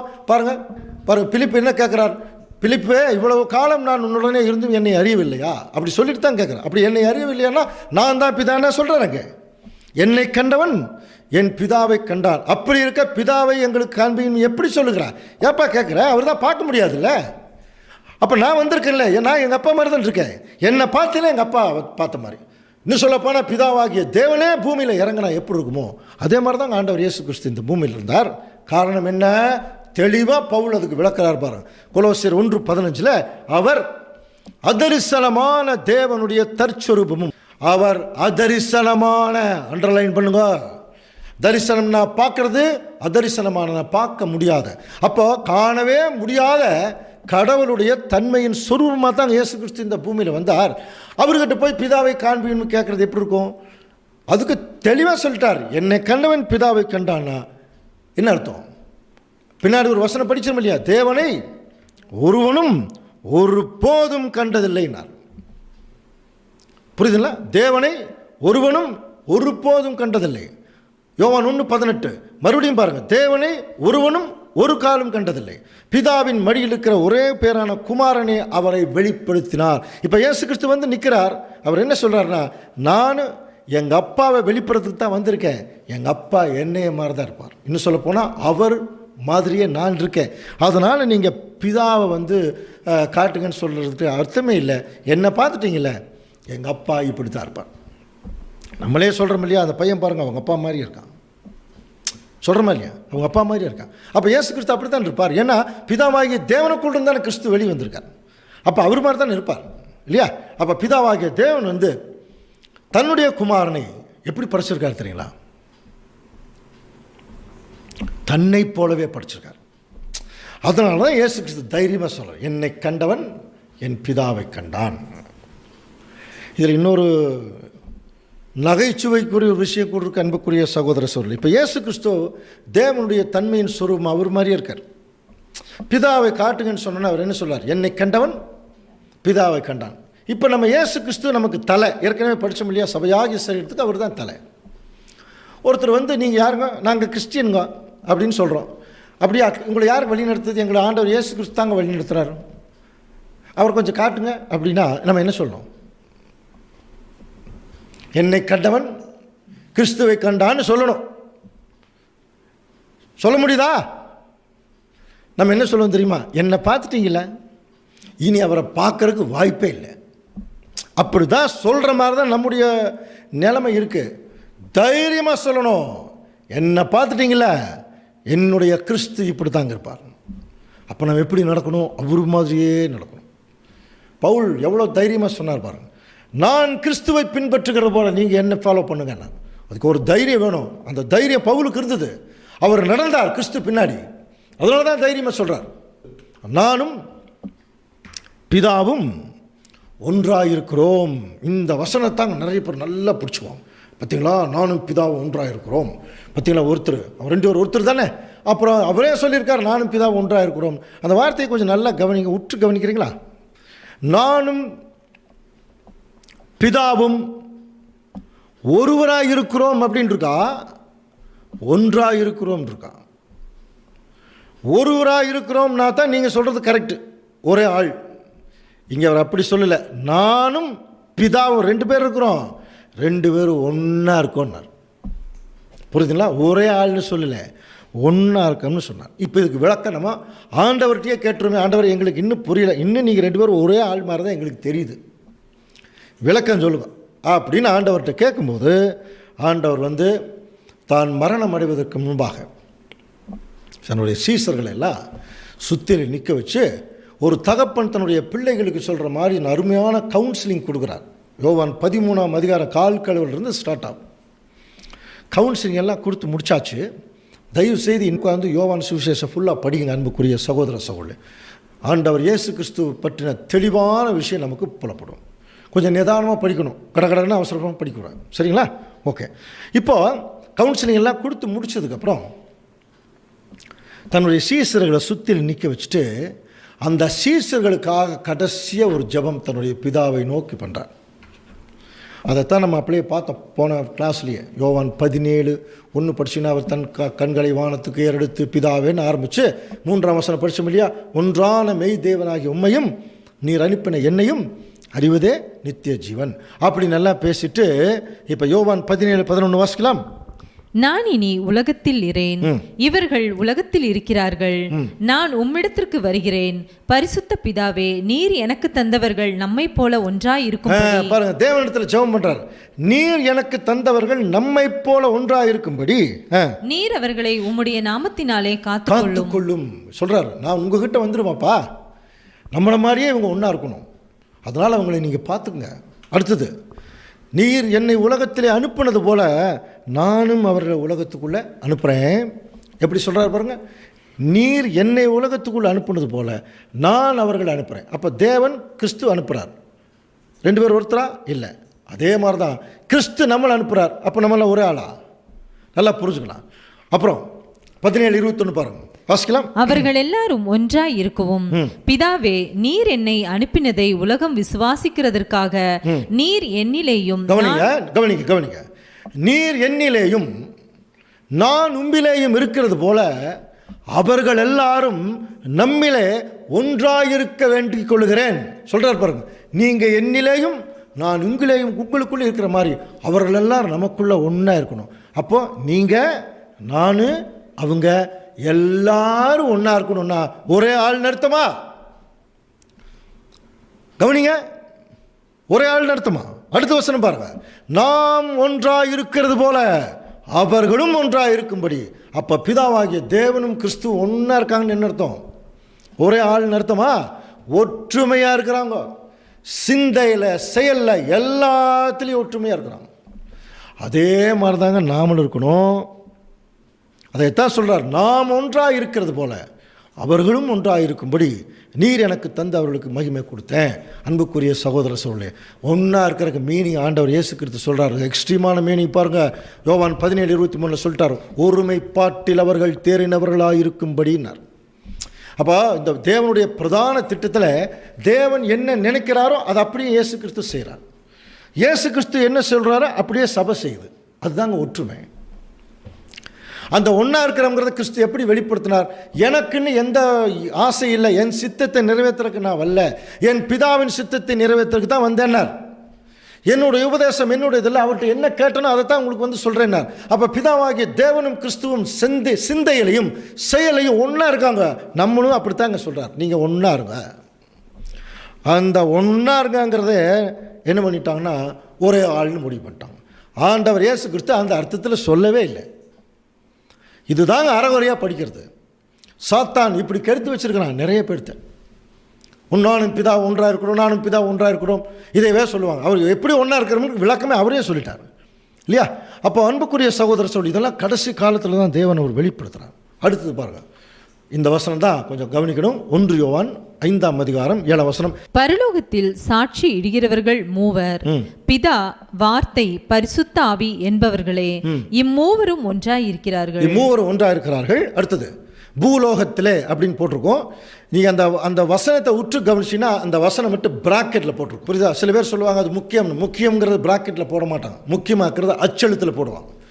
பிராக்கெட்டில் எப்போ தெரியுமா போடுவாங்க? இதெல்லாம் பத்திரிகையினுடைய தர்மங்கள், பத்திரிகையுடைய ஸ்லாங் இதுதான். அதாவது நம்மளே கவனிச்சு பாருங்கள், நம்ம ஒரு பிஏ படிக்கிறோம்னு வச்சுங்களேன், அதை படிச்சுட்டு இருக்கிற போது நம்ம பேர் போட்டு ஏதோ பத்திரிகையில் போடுறோன்னா பிஏ அப்படின்னு போட்டு ஒன்றா பிராக்கெட்டில் போடுவோம், இல்லைன்னா மேலே ஒரு கோடு போடுவோம். கவனிச்சிருக்கீங்களா? அப்படின்னு என்ன அர்த்தம்? அதெல்லாம் பத்திரிகையில் இருக்கக்கூடிய ஸ்டைல். அது இன்கம்ப்ளீட்னு அர்த்தம், இன்னும் முடிக்கல, அதனால தான் மேலே ஒரு கோடு இல்லைன்னா பிராக்கெட்டு. அதே மாதிரி தான் இந்த வசனத்துக்கு ஏன் பிராக்கெட் போட்டாங்கன்னா இந்த வசனம் ஒரிஜினலில் இருக்குதா இல்லையான்னு தெரியல. புரியுதுங்களா? ரொம்ப நாள் கழித்து இந்த வசனம் ஒரிஜினல் இருக்குதா இல்லையானே தெரியல, ஏதோ இருக்குது, ஆனால் ஒரிஜினல் இருக்குதா இல்லையான்னு தெரியாதனால என்ன பண்ணிட்டாங்கன்னா, ஏன் நான் சொல்கிறது உங்களுக்கு புரியுது இல்லையா? அதாவது ஒரு குறிப்பிட்ட காலங்கள் வரைக்கும் அந்த வசனம் இல்லை, திடீர்னு அந்த வசனம் சேர்க்கப்பட்டிருக்கு. ஜனங்களுக்கு கன்ஃபியூஸ் ஆகிடுச்சு. இதுக்கு முன்னாடி வரைக்கும் இந்த ஒரிஜினல் மேனுஸ்கிரிப்ட் இல்லையே, இது எப்படி வந்துச்சு? அப்போ யாரோ எதுக்கோ சேர்த்துனாங்க, அதை அடுத்த கிளாஸில் பார்க்க போகிறோம். அது சேர்க்கப்பட்டிருக்கு அப்படின்னா இது வந்து ஒரிஜினலே இல்லை அப்படிங்கிறதுனால சேர்க்கப்பட்டதுனால எடுக்கவும் முடியல, பயந்துட்டாங்க. அதனால் என்ன பண்ணிட்டாங்கன்னா பிராக்கெட்டில் போட்டாங்க. புரியுதுல்ல? அது வந்து அந்த வசனம் ஒரிஜினல்லையே இல்லை ஆக்சுவலாக. இப்போ ஆர்சி பைபிள் நீங்கள் எடுத்து பார்த்தீங்கன்னா அந்த ஆர்சி பைபிள் இந்த வசனம் இருக்காது. இப்போ நம்ம கையில் வச்சுருக்கிற பாருங்கள், ப்ரொட்டஸ்டன்ட் பைபிள், சாதாரண பைபிள் எல்லாம் இந்த பைபிளில் மட்டும்தாங்க இருக்கும். ஆர்சி பைபிள் அந்த வசனம் இருக்காது. நல்லா பார்த்துக்கலாம். அதே மாதிரி திருவிலியம், இப்போ அவங்க போட்ட அந்த அமால்கமேட்டட் பைபிள்லேயும் அந்த வசனம் இருக்காது. ஏன் தெரியுமா? ஒரிஜினல் அந்த வசனமே கிடையாது. அப்படின்னா இந்த வசனம் யார் எப்போ சேர்த்துனது? பெஞ்சமின் வில்சன் அப்படிங்கிறவர் போட்டால் ஒரு பைபிள் இருக்குது, நியூ வேர்ல்ட் டிரான்ஸ்லேஷன். அந்த பைபிளில் ரெஃபரன்ஸ் கொடுத்துருக்காங்க பாருங்கள். இது அந்த பைபிளே இருக்க அந்த ஒரு ஃபோட்டோகிராஃப் தான் அது. எராமஸ் அப்படிங்கிற ஒரு பிஷப், ஒரு பாதிரியார், இன் ஹிஸ் 3rd எடிஷன், அதாவது இந்த பூமியை போப்பு மார்க்கம் அரசாண்டுட்டு இருந்தாங்க 12 நூற்றாண்டுகள். மதத்தையும் அரசாண்டாங்க, அரசாங்கத்திலையும் அரசாண்டுட்டு இருந்தாங்களாம். அப்போ எராமஸ்ங்கிற ஒரு bishop in his 3rd edition of 1523 1523 வருஷம் inserted the text 1 John 5:7 reference கொடுத்துருக்காங்க. 1523 வருஷம் எராமஸ்ங்கிற அந்த பிஷப்பு தன்னுடைய 3வது பதிப்பில் 1 யோவான் 5:7 இந்த வசனத்தை சேர்த்துனாங்களா. அத்தாரிட்டி ஆஃப் பாருங்கள், மேனுஸ்கிரிப்ட் நவ் இன் டியூப்ளின் அவங்களே கொடுத்துருக்காங்க. டியூப்ளின்ல இதுக்கான ஆதாரங்கள் உண்டா? அன்புக்குரிய சகோதர சகோதரிகளை, இது கொஞ்சம் கவனிங்க. இதெல்லாமே நிறைய பேருக்கு தெரியாது, அப்படியே படிச்சுட்டு போயிடணும். அப்போது எராமஸ்ங்கிற ஒருத்தர் தான் இந்த வசனத்தை 1523 வருஷம் சேர்த்துனார். அதுக்கப்புறம் வந்து பார்த்தீங்கன்னா, அதாவது கிங் ஜேம்ஸ் வெர்ஷன் சொல்லப்படுகிற பைபிளில் மட்டும்தான் அந்த வசனங்கள் இருக்குது. மற்ற எல்லா பைபிளில், இங்கிலீஷ் பைபிள் இப்போ வரக்கூடிய எல்லா எடிஷன்லையுமே அந்த வசனம் இருக்காது. ஏன்னா அது ஒரிஜினல்லையே இல்லை. அப்போ ஒரிஜினல்லையே இல்லாத வசனத்தை நம்ம வந்து எடுத்து ஆராய்ச்சி பண்ண வேண்டிய அவசியம் இல்லை. இதில் தான் பவுல் சொன்னார், எல்லாவற்றையும் சோதித்து பார்த்து நலமானதை பிடித்து கொள்ளுங்கள். ஏன் திரும்ப பார்க்குறோம்னா, ஆண்டவர் இயேசு கிறிஸ்து ஒரு உவமை சொன்னார், படித்தோம் இல்லையா? நல்ல நிலத்தில் விதைச்சாராம் மனுஷகுமாரன். சாத்தான் வந்து எங்கே நல்ல நிலத்தில் விதைச்சாரோ அங்கே தான் களையை விதைச்சான். நல்லா புரிஞ்சுக்கலாம். அப்போது வேதத்தினுடைய வார்த்தைகள் அவன் களையை விதைக்க முடியாது, போதகங்கள் அவன் களையை விதைச்சான். போதகர்கள், கலையான போதகர்கள் உள்ள கொண்டு வந்தான், கலையான போதனைகளை விதைச்சான். வேத வசனம் உண்மை அப்படியே தான் இருக்குது. அதனால தான் இன்னைக்கு அது வெளிப்படுது, உண்மை என்னங்கிறது வெளிப்படுது. ஸோ அன்புக்குரிய சகோதர சகோதரி, இந்த பாருங்கள், இந்த முரண்பாடான வசனங்கள் எல்லாம் இது ஆக்சுவலாக முரண்பாடே கிடையாதுங்க. ஆண்டவர் இயேசு கிறிஸ்து தெளிவாக பேசுனது நம்ம புரிந்து கொள்ளுதலில் தான் முரண்பாடு இருக்குது. அப்போ யார் மாற்றிக்கணும்? நம்ம தான் மாற்றிக்கணும். சரிங்களா? உன்னையே பிடிச்சிட்டு அப்படியே நிற்கக்கூடாது. அப்படி நின்று ஒரு பிரயோஜனம் ஆக போகிறதில்ல. அது நம்மளை எந்த வகையிலையும் பக்தி விருத்தியோ தேவனிடத்தில் கொண்டு வந்து சேர்க்காது. நிறைய பேர் என்ன பண்ணுவாங்கன்னா, வரட்டு கௌரவத்தில் அப்படி நிற்போம், இல்லை இதுதான் அப்படி நிற்பான். அப்படி நிற்க வேண்டிய அவசியம் இல்லை. வேத வசனம் மட்டும்தான் ஸ்ட்ராங்காக நிற்கும். நம்ம அது பின்னாடி தான் போகணும். நம்ம பின்னாடி வேத வசனமெல்லாம் வராது. உன் வசனம் என் கால்களுக்கு தீபமும் பாதைக்கு வெளிச்சம். நமக்கு முன்னாடி பைபிள் போகணும், பைபிள் நமக்கு பின்னாடி எல்லாம் வரக்கூடாது இல்லையா? அது ஆண்டவருடைய இது. அவர் என்ன சொல்கிறாரோ அதை கேட்டு போயிடணும். அப்போ பாருங்க, இப்போ பார்த்த வசனங்கள் எல்லாம் முரண்பாடான வசனங்கள் கிடையாது, முரண்பாடாக புரிந்து கொள்ளப்பட்டிருக்கிறது. நல்லா புரிஞ்சுக்கலாம். அதுக்கு தான் தேவன் இப்போ ரெஃபரன்ஸ் கொடுக்குறாரு. அவங்க போட்ட பைபிளே ரெஃபரன்ஸ் கொடுத்துருக்காரு. நல்லா புரிஞ்சுக்கலாம். இது தனியாக நம்ம தனியாகலாம் பைபிள் எல்லாம் அடிக்கலை. அப்புறம் அவங்க டிரான்ஸ்லேஷன் பண்ணியிருக்கிறாங்க, அதுலேயே தான் அதுக்கு விளக்கம் சொல்லியிருக்கிறாங்க. இதுக்கெல்லாம் இப்படி தான் இருக்குது விளக்கம்னு சொல்லி. அது மட்டும் இல்லை அன்புக்குரிய சகோதரர்களே, இப்படியாக ஒரு சில முரண்பாடான வசனங்களுடைய விளக்கம் பார்த்துட்டோம் இல்லையா? அப்படின்னா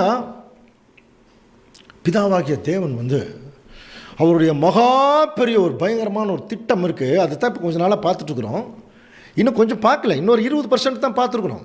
இனி அடுத்தது வரப்போகிற சப்ஜெக்ட் தான் இன்னும் நிறைய பாடங்கள் இருக்குது.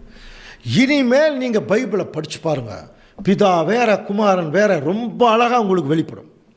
அதுக்கு முன்னாடி அது வெளிப்படாது. ஏன்னா அது விவரம் தெரியாமல் உள்ளுக்குள்ள நம்ம போனோம்னா ஏதோ தெரிஞ்ச மாதிரி இருந்துட்டு இருப்போம். புரியுதுங்களா? அப்போது தேவனுடைய பிரதான திட்டத்தில் கவனிச்சு பாருங்க. தேவன் முதல் உலகத்தில் ஆதாம் ஏவாள் ஒரு தெய்வ பக்தியுள்ள சந்ததி உருவாகணும்னு படித்தார். தெய்வ பக்தியுள்ள சந்ததி வர்றதுக்கு பதிலாக ராஜ சந்ததி வந்துச்சு. அந்த முதலாம் உலகத்தில் ஜனங்கள் அழிஞ்சாங்க. அதுக்கப்புறம் ஆபிரகாமை தேவன் செலக்ட் பண்ணி இஸ்ரேல் ஜனங்கள் இல்லையா? அப்போ அந்த இஸ்ரேல் ஜனங்கள் திருந்துவதற்கு தான் தேவன் என்ன செய்கிறார்னா, தீர்க்கதரிசிகள் அனுப்பினார், முற்பிதாக்கள் அனுப்பினார், ராஜாக்களை கொடுத்தார். எல்லாத்தையும் கொடுத்ததுக்கப்புறம், எல்லாத்தையும் அனுப்பிச்சதுக்கப்புறம் அனுப்புறதுக்கு யாருமே இல்லைங்க. பரலோகத்தில் தேவன் வந்து உட்காந்துட்டு தன்னுடைய மனசில் நினைக்கிறார், எல்லாத்தையும் அனுப்பிச்சாச்சு இஸ்ரேல் ஜனங்க மத்தியில், பின்பு நான் யாரை அனுப்புவேன், யார் நம்முடைய காரியமாய் போவான் அப்படின்னு சொல்லி தேவன் மனசுக்குள்ளே நினைக்கிறாராம். பாருங்கள், வசனம் வாசிக்கலாம். ஏசாயா 6ஆம் அதிகாரம் 8ஆம் வசனம் பாருங்கள். பின்பு யாரை நாம் அனுப்புவேன், யார் நம்முடைய காரியமாய் போவார் என்று உரைக்கிற ஆண்டவருடைய சத்தத்தை கேட்டேன். அப்பொழுது நான், ஒருத்தர் சொல்கிறான், இதோ அடியேன் இருக்கிறேன், என்னை அனுப்பும். இப்போ நீங்களே சொல்லுங்க, இது யார், யார் நம்முடைய காரியமாய் போவார் அப்படின்னு சொல்லி கேட்டவர் பிதாவாகிய தேவன். அப்பா இதோ நான் இருக்கேன், நான் போகிறேன் உங்களுடைய விருப்பத்தை நிறைவேற்றுறதுக்கு அப்படின்னு ஒருத்தர் சொல்கிறாரா. அவர் தான் நம்முடைய ஆண்டவர் இயேசு கிறிஸ்து. கவனிங்க. சரி, தேவன் நீ போன்னு சொல்லலை, ஆண்டவரே மனமூந்து வரார் இங்கே பலி செலுத்துறதுக்கு.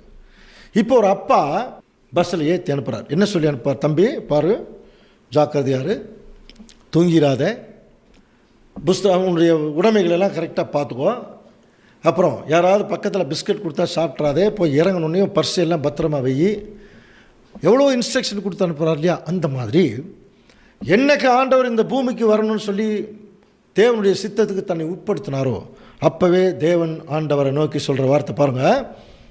ஏசாயா 6:9 வாசிங்க. அப்பொழுது அவர் நீ போய் எங்கே போய் இந்த பூமிக்கு நீ போய் என்ன பண்ணணும் தெளிவா சொல்லியிருக்கார் பாருங்க. இந்த ஜனங்களை நோக்கி வாசிக்கலாம். இந்த ஜனங்களை நோக்கி நீங்கள் காதார கேட்டு உணராமலும் கண்ணார கண்டு அறியாமலும் இருங்கள் என்று சொல். என்ன சொல்லணுமா? போனோன்னே அந்த ஜனங்கள், இஸ்ரேல் ஜனங்களை பார்த்து காதார கேட்டு உணர வேண்டாம், கண்ணார கண்டும் அறியாமல் இருங்களும் என்று சொல். இந்த ஜனங்கள் தங்கள் கண்களினால் காணாமலும் தங்கள் காதுகளினால் கேளாமலும் தங்கள் இருதயத்தில் உணர்ந்து குணப்படாமலும், கவனிங்க, நான் அவர்களை ஆரோக்கியமாக்காமலும் இருக்க நீ அவர்களுடைய அதாவது இயேசு கிறிஸ்து சொல்ல, நீ அவருடைய இருதயத்தை கொளுத்ததாக்கி அவர்கள் காதுகளை மந்தப்படுத்தி அவர்கள் கண்களை மூடி போடுனாரா. இயேசு கிறிஸ்துவுக்கு தெளிவாக ஆண்டவர் தேவன் சொல்லியிருக்கார். என்ன சொல்கிறார்? சுருக்கம், நீ போனோன்னே எல்லார் கண்ணையும் மூடிருட்டார். சரிங்களா? கரெக்டாக இயேசு கிறிஸ்து வந்தார். வந்தோடனே என்ன பண்ணார் தெரியுமா? எல்லார் கண்ணையும் மூடினாராம். எப்படி? அப்படியே போயிட்டுருக்கார். திடீர்னு ஆண்டவர் சொல்கிறார், பரலோக ராஜ்யம் ஒரு கடுகு விதைக்கப்பா இருக்கு. அது ஒரு சின்ன செடியாக இருந்தது, அப்புறம் மரம் ஆயிடுச்சு, ஆகாயத்து பறவைகள் வந்து தங்கிருச்சு. இவங்களுக்கு ஒன்றுமே புரியல. அப்புறம் கொஞ்சம் தூரம் போகிறார். பரலோக ராஜ்யம் ஒரு புளிச்சு போன மாவு கொப்பா இருக்குது. அதை ஒரு ஸ்திரீ எடுத்து 3 படி புளிக்க வச்சிருச்சு அப்படிங்கிறார். ஒன்றுமே புரியல. இப்போ என்ன ஆயிடுச்சு? அவங்க கண்ணெல்லாம் மூடி இருக்கு பாருங்க. அப்படின்னா இயேசு கிறிஸ்து எப்படி மூடினார் தெரியுமா? நல்லா புரிஞ்சுக்கலாம் அன்புக்குரிய சகோதர சகோதரர்களே. அதனால தாங்க இயேசு கிறிஸ்து உவமைகளாக பேசினார். அப்போ தேவன் சொல்லி அனுப்பிச்சதை கிறிஸ்து வந்து அழகாக இங்கே செஞ்சார். விதைக்கிற உவமையில் ஆரம்பிச்சு அப்படியே வரும். ஒவ்வொரு உவமைகளும் சொல்கிறார். அதில் விதைக்கிற உவமைக்கு மட்டும்தான் விளக்கம் சொன்னார், மற்றதுக்கெல்லாம் விளக்கம் எல்லாம் சொல்லலை. அதுலேயே மத்தேயில கவனிச்சு பார்த்தீங்கன்னா 13ஆம் அதிகாரம் 16ஆம் வசனத்தில் உங்கள் கண்கள் காண்கிறதுனாலே பாக்கியம் உள்ளவைகள் சொன்னார். அவங்களுக்கு ஒன்றுமே புரியல இல்லையா? இப்போ தான் வசனத்தை எடுத்து காட்டுறாரு பாருங்க. மத்தேயு 13:14 வாசிக்கலாம். ஏசாயாவின் தீர்க்க தரிசனம் அவர்களிடத்தில் நிறைவேறுகிறது. அதாவது காதார கேட்டு உணராதிருப்பீர்கள், கண்ணார கண்டும் அறியாதிருப்பீர்கள். பாருங்க, இதே 13ஆம் அதிகாரம் மேல வசனங்கள் தான் ஆண்டவர்கிட்ட வந்து கேட்குறாங்க. 10ஆம் வசனத்தில் கேட்குறாங்க, ஏன் ஊமைகளாக பேசுகிறீர்? ஆண்டவர் கிளியராக சொல்கிறார், இது வந்து பரலோக ராஜ்யத்தின் ரகசியங்களை அறியும்படி உங்களுக்கு அருளப்பட்டது, அவர்களுக்கு அருளப்படவில்லை. அதனால தான் நான் ஊமையாக பேசுகிறேன். நான் இது ஒன்றும் இல்லை, ஏசாயா தீர்க்க தரிசனம் நிறைவேறுதினார். இப்போ நம்ம ஏசாயா 6ஆம் அதிகாரத்தில் படித்தோம் இல்லையா? தேவன் ஆண்டவர் இயேசு கிறிஸ்துவை இந்த பூமிக்கு அனுப்பும்போது என்ன சொல்லி அனுப்புனார்? நீ போய் எல்லாருடைய கண்களையும் மூடி போடு. இதையத்தாங்க இயேசு கிறிஸ்து வந்து இங்கே செய்தார். அப்போ இயேசு கிறிஸ்து வந்து வந்தோடனே இந்த காரியத்தை செய்கிறதுக்கு தன்னை எத்தனைப்படும் போது, முதல் ஊழியத்துக்கு அவர் போகும்போது ஆண்டவர் இயேசு கிறிஸ்துவுக்கு தேவன் கொடுத்த அப்ரிசியேஷன் என்ன பாருங்கள். இவர் என்னுடைய நேசகுமாரன், இவர் மேல் நான் பிரியமாயிருக்கிறேன். நல்லா புரிஞ்சுங்களா? அப்போ அன்புக்குரிய சகோதர சகோதரர்களே, இப்படித்தான் ஆண்டவர் இயேசு கிறிஸ்து பரலோகத்தை விட்டு பிதாவாகிய தேவனால் இங்கே கீழே அனுப்பப்பட்டார். அதுக்கு முன்னாடி என்ன பண்ணிட்டு இருந்தார்? அப்பவும் பழைய ஏற்பாட்டு காலத்திலையும் பிதாவாகிய தேவனுடைய வாய்ஸ் அவங்களுக்கு கேட்கல. யார் அவரை பார்க்கல. ஆனால் நேரில் வரணும், கடவுள் நேரில் வரணும், இல்லைன்னு நம்ப மாட்டாங்க. அதனால தான் அன்றைக்கி மோசே 40 நாள் மேலே போயிட்டு வரக்குள்ளே கண்ணுக்குட்டி வச்சு வணங்க ஆரம்பித்தாங்க இல்லையா. அப்போ தேவன் நேரில் வர முடியாதுங்கிறனால தான் பழைய ஏற்பாட்டிலேயே ஆண்டவர் இயேசு கிறிஸ்து தேவனை போல வந்து பேசிகிட்டு இருந்தார். புரியுதுங்களா? அவரை போல வந்து பேசுகிறார். அப்போ புதிய ஏற்பாட்டின் காலத்தில் அவர் வந்து பேசும்போது அவர் என்ன சொல்கிறாருன்னா, நான் ஏற்கனவே உங்கள்கிட்ட பேசிகிட்டு இருக்கிறேன், நான் தான் அவருன்னார். நல்லா புரிஞ்சுக்கலாம். முரண்பாடான வசனத்தில் இன்னொரு முக்கியமான வசனம் நானே அவர். நிறைய பேர் இந்த வசனத்தை பிடிச்சிக்குவாங்க. நானே அவர்னு சொல்லியிருக்கார் இல்லையா. அப்போ இயேசு கிறிஸ்து தான் பிதாவாகிய தேவன். பழைய ஏற்பாட்டிலே நானே அவர்னு சொல்லியிருக்கார். ஆக்சுவலாக அப்படி அவர் சொல்லவே இல்லை. அந்த வருத்தத்தில் கவனிச்சு பாருங்க. ஏசாயா 48:12 வாசிக்கலாம். யாக்கோபே, நான் அழைத்திருக்கிறது இஸ்ரேலே, எனக்கு செவி கொடு. பாருங்க, எனக்கு செவி கொடு, நான் அவரே, முந்தினவரும் நான் பிந்தினவரும் ஆயிருக்கிறவரே. நான் அவரே. இந்த நான் அவரேங்கிற வார்த்தை ஏசாயாவில் சொல்லியிருக்கார்.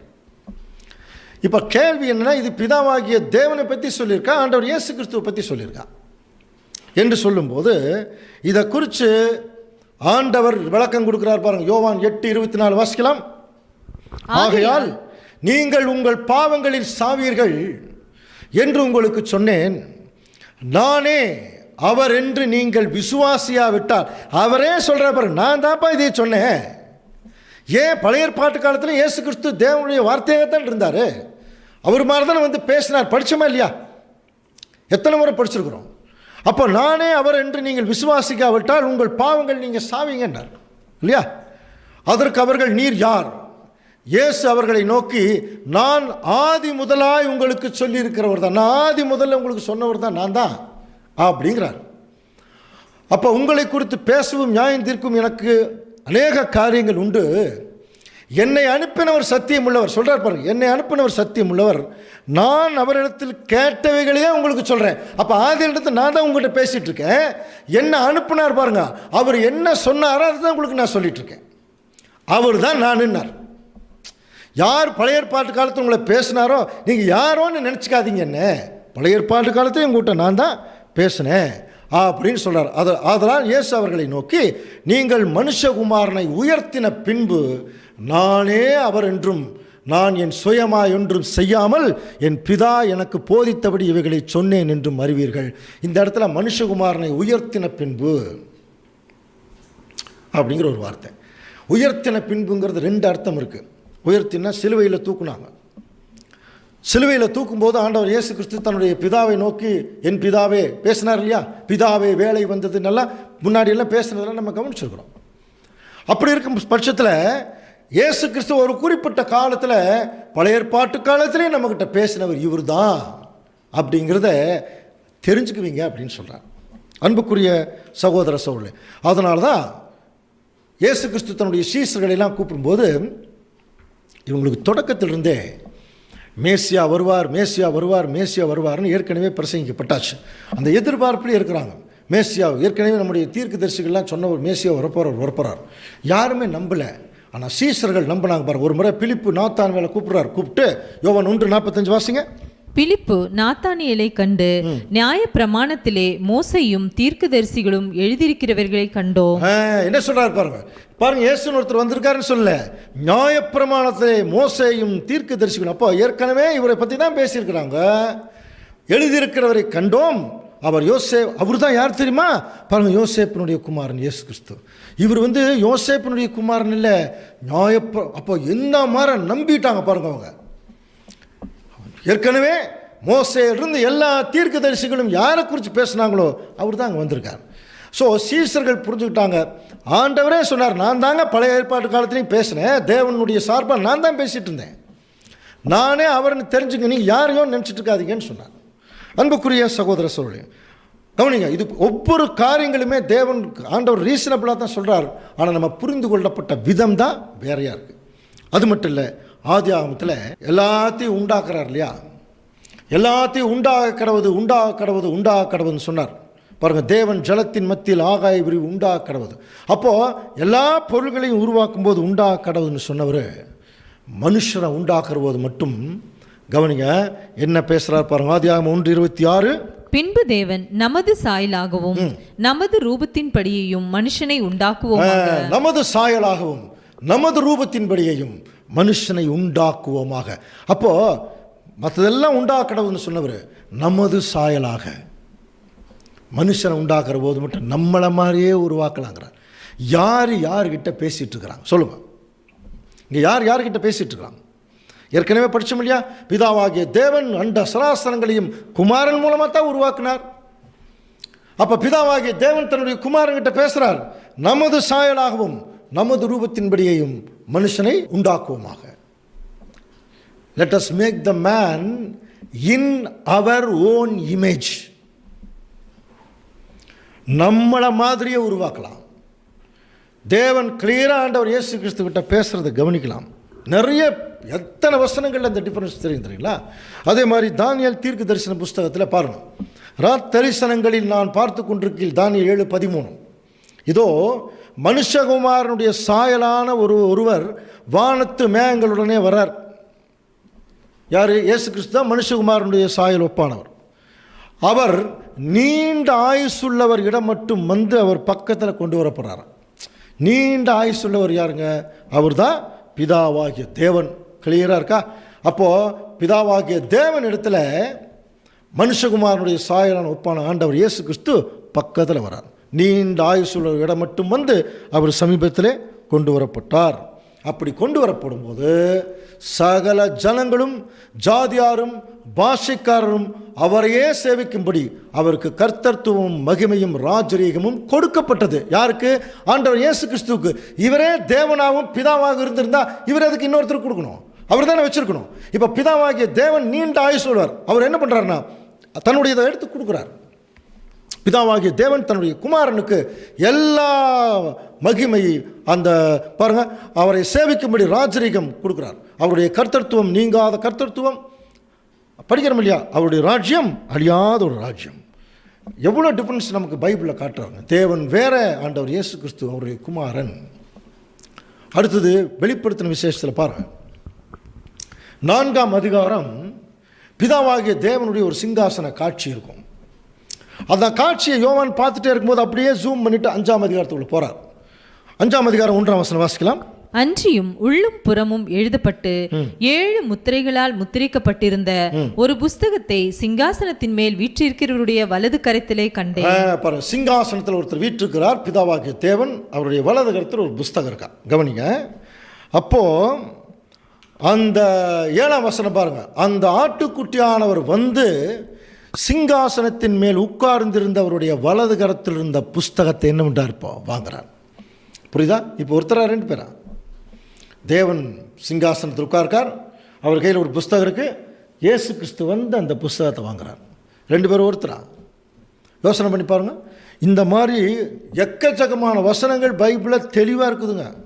ஆனால் சாத்தான் குருடாக்கி இருக்கிறதுனால பெரிய பெரிய கல்விமான்களுக்கும் போதகர்களுக்குமே இந்த உண்மை மறைக்கப்பட்டிருக்கு. சிம்பிளாக மறைச்சிருக்கான். பைபிள் வாசிச்சிங்கன்னா போதும், பைபிளை விசுவாசித்தா போதும், ரொம்ப அழகாக அது வெளியாக தெரிய வரும். இந்த டிஃப்ரென்ஸ் தான் தொடக்கத்திலிருந்து கவனிங்க. பிதாவாகிய தேவனுக்கும் நம்முடைய ஆண்டவர் இயேசு கிறிஸ்துவுக்குள்ள வித்தியாசம். பிதாவாகிய தேவன் ராஜாதி ராஜா, ஆண்டவர் இயேசு கிறிஸ்து ராஜகுமாரன். பிதாவாகிய தேவன் திராட்சை தோட்டக்காரர்.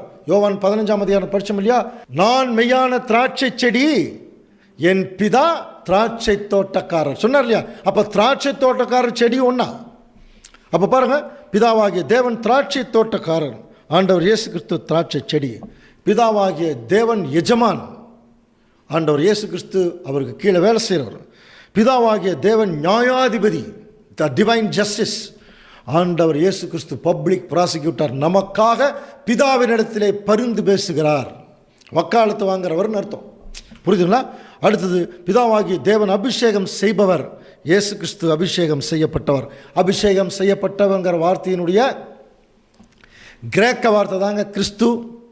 அதுக்கு ஈக்குவலான எபிரேய வார்த்தை தான் மேசியா. மேசியா எபிரேய வார்த்தை, கிறிஸ்து கிரேக்க வார்த்தை. ரெண்டுக்கு என்ன அர்த்தம்? அபிஷேகம் பண்ணப்பட்டவர்.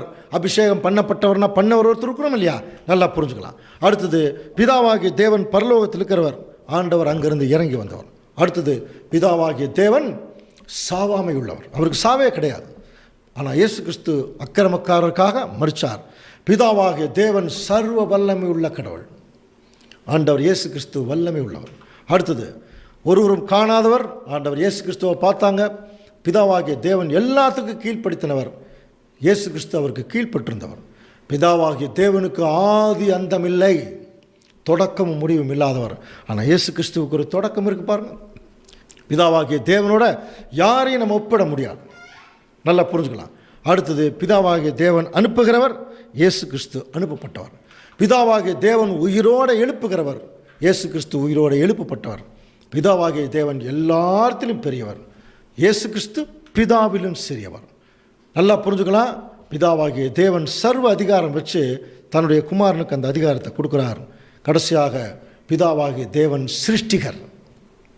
ஆண்டவர் இயேசு கிறிஸ்து பிதாவாகிய தேவனால் அவர் சிருஷ்டிக்கப்பட்டவர். நல்லா புரிஞ்சுக்கலாம். அன்புக்குரிய சகோதர சகோதரிகளே, தெளிவாக இருக்குது வேதத்தில். இப்படியாக பிதாவாகிய தேவன் தன்னுடைய குமாரனை கொண்டு பயங்கரமான ஒரு திட்டத்தை வகுத்தார். அது மனுக்குலத்திற்கு ஒரு ரட்சிப்பினுடைய திட்டம். கவனிக்கிறீங்களா? அந்த ரட்சிப்பின் திட்டத்தை படிப்படியாக பல காலகட்டங்களில் பல தீர்க்கதரிசிகள், பல பின்னடியார்களை கொண்டு தேவன் கரெக்டாக வழி நடத்திட்டு வந்துட்டுருக்கார். ஸோ கடைசியாக இதெல்லாம் எதில் முடியுது அப்படின்னா, கிறிஸ்துவுடைய 1000 வருஷ அரசாட்சியில் எல்லாமே ஒரு நல்ல முடிவுக்கு தேவன் கொண்டு வந்துடுவார்.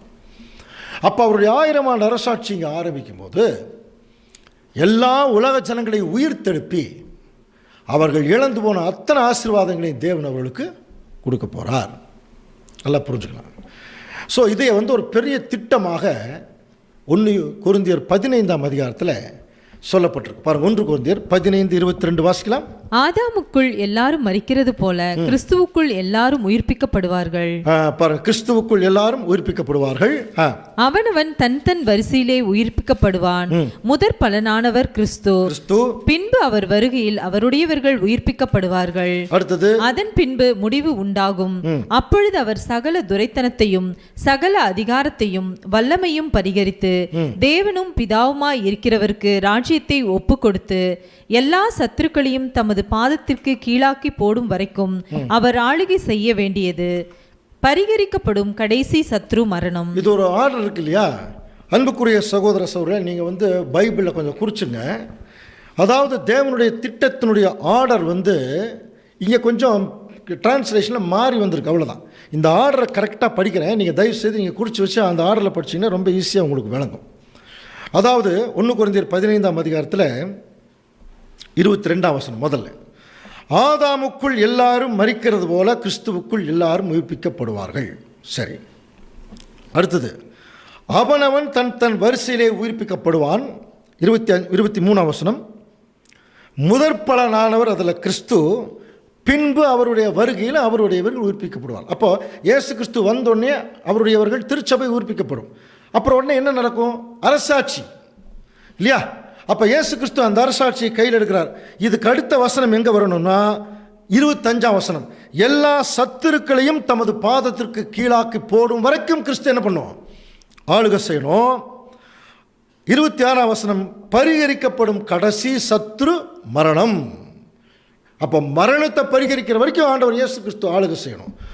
அப்போ அடுத்ததான் 24ஆம் வசனம் படிக்கணும். அதன் பின்பு முடிவு உண்டாகும். புரியுதுங்களா? அப்போ எல்லா சத்துருக்களையும் பாதப்படியாக்கி ஆளுகை செஞ்சு முடிக்கும் போது தான் தேவனுடைய திட்டத்துக்கு ஒரு முடிவு உண்டாகும். அதன் பின்பு ஒரு முடிவு உண்டாகும். நம்ம படிக்கிறோம் இல்லையா? 24ஆம் வசனம், அப்பொழுது எல்லாத்தையும் முடிச்சதுக்கப்புறம் அப்பொழுது அவர் சகல துரைத்தனத்தையும், அவருங்கிறது கிறிஸ்து, சகல துரைத்தனத்தையும் சகல அதிகாரத்தையும் வல்லமையும் பரிகரித்து தேவனும் பிதாவுமா இருக்கிறவருக்கு ராஜ்யத்தை ஒப்பு கொடுப்பார். இதுதான் அல்டிமேட் பிளான்.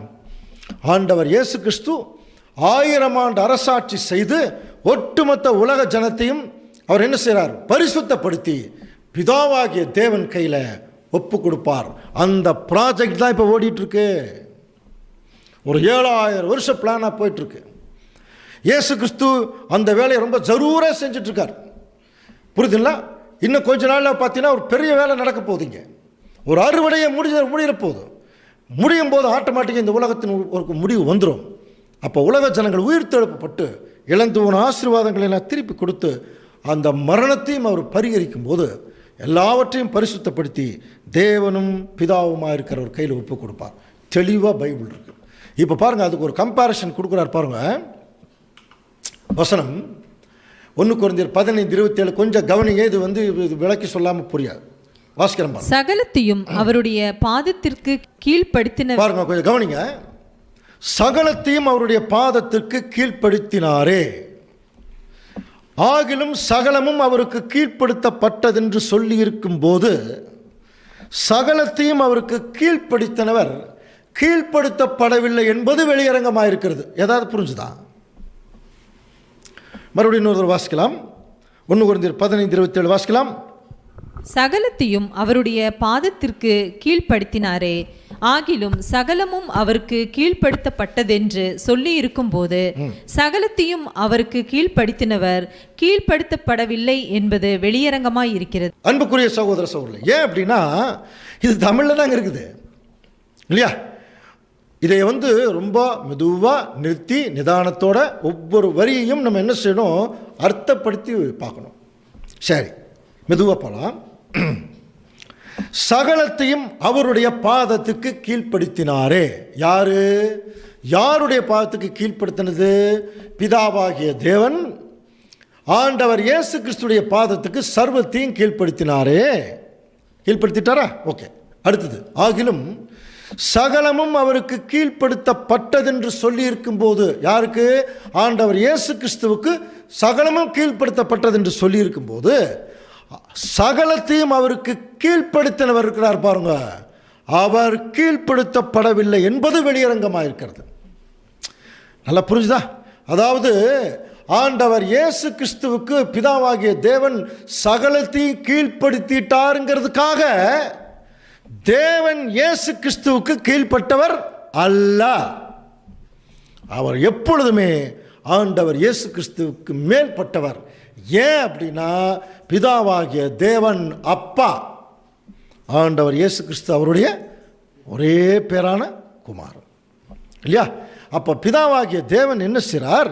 தன்னுடைய மகனுக்கு எல்லாத்தையும் கீழ்ப்படுத்தி நீ நல்ல முறையில் அரசாட்சி பண்ணி எல்லா ஜனங்களையும் ஒரு 1000 வருஷம் பரிசுத்தப்படுத்தி என்னுடைய ஜனங்களை பரிசுத்தமாக என்கிட்ட கொடுப்பா அப்படின்னு சொல்லி பிதாவாகிய தேவன் ஆண்டவர் இயேசு கிறிஸ்து கையில் அந்த பொறுப்பு படிச்சிருக்கார்.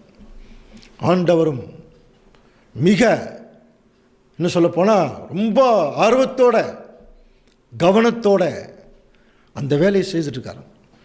எல்லாத்தையும் பர்ஃபெக்ட் பண்ணி தேவன் கையில் அவர் ஒப்பு கொடுக்குறார். பாருங்கள், 1 கொரிந்தியர் 15:28 பாருங்கள். சகலமும் அவருக்கு கீழ்ப்பட்டிருக்கும் போது, இயேசு கிறிஸ்துவுக்கு கீழ்ப்பட்டிருக்கும் போது தேவனே சகலத்திலும் சகலமுமாக இருப்பதற்கு குமாரன் தாமும் தமக்கு சகலத்தையும் கீழ்ப்படுத்தினவருக்கு கீழ்ப்பட்டிருப்பார். இதுதான் தேவனுடைய திட்டம். புரியுதுங்களா? இயேசு கிறிஸ்து என்ன பண்ணுறார்?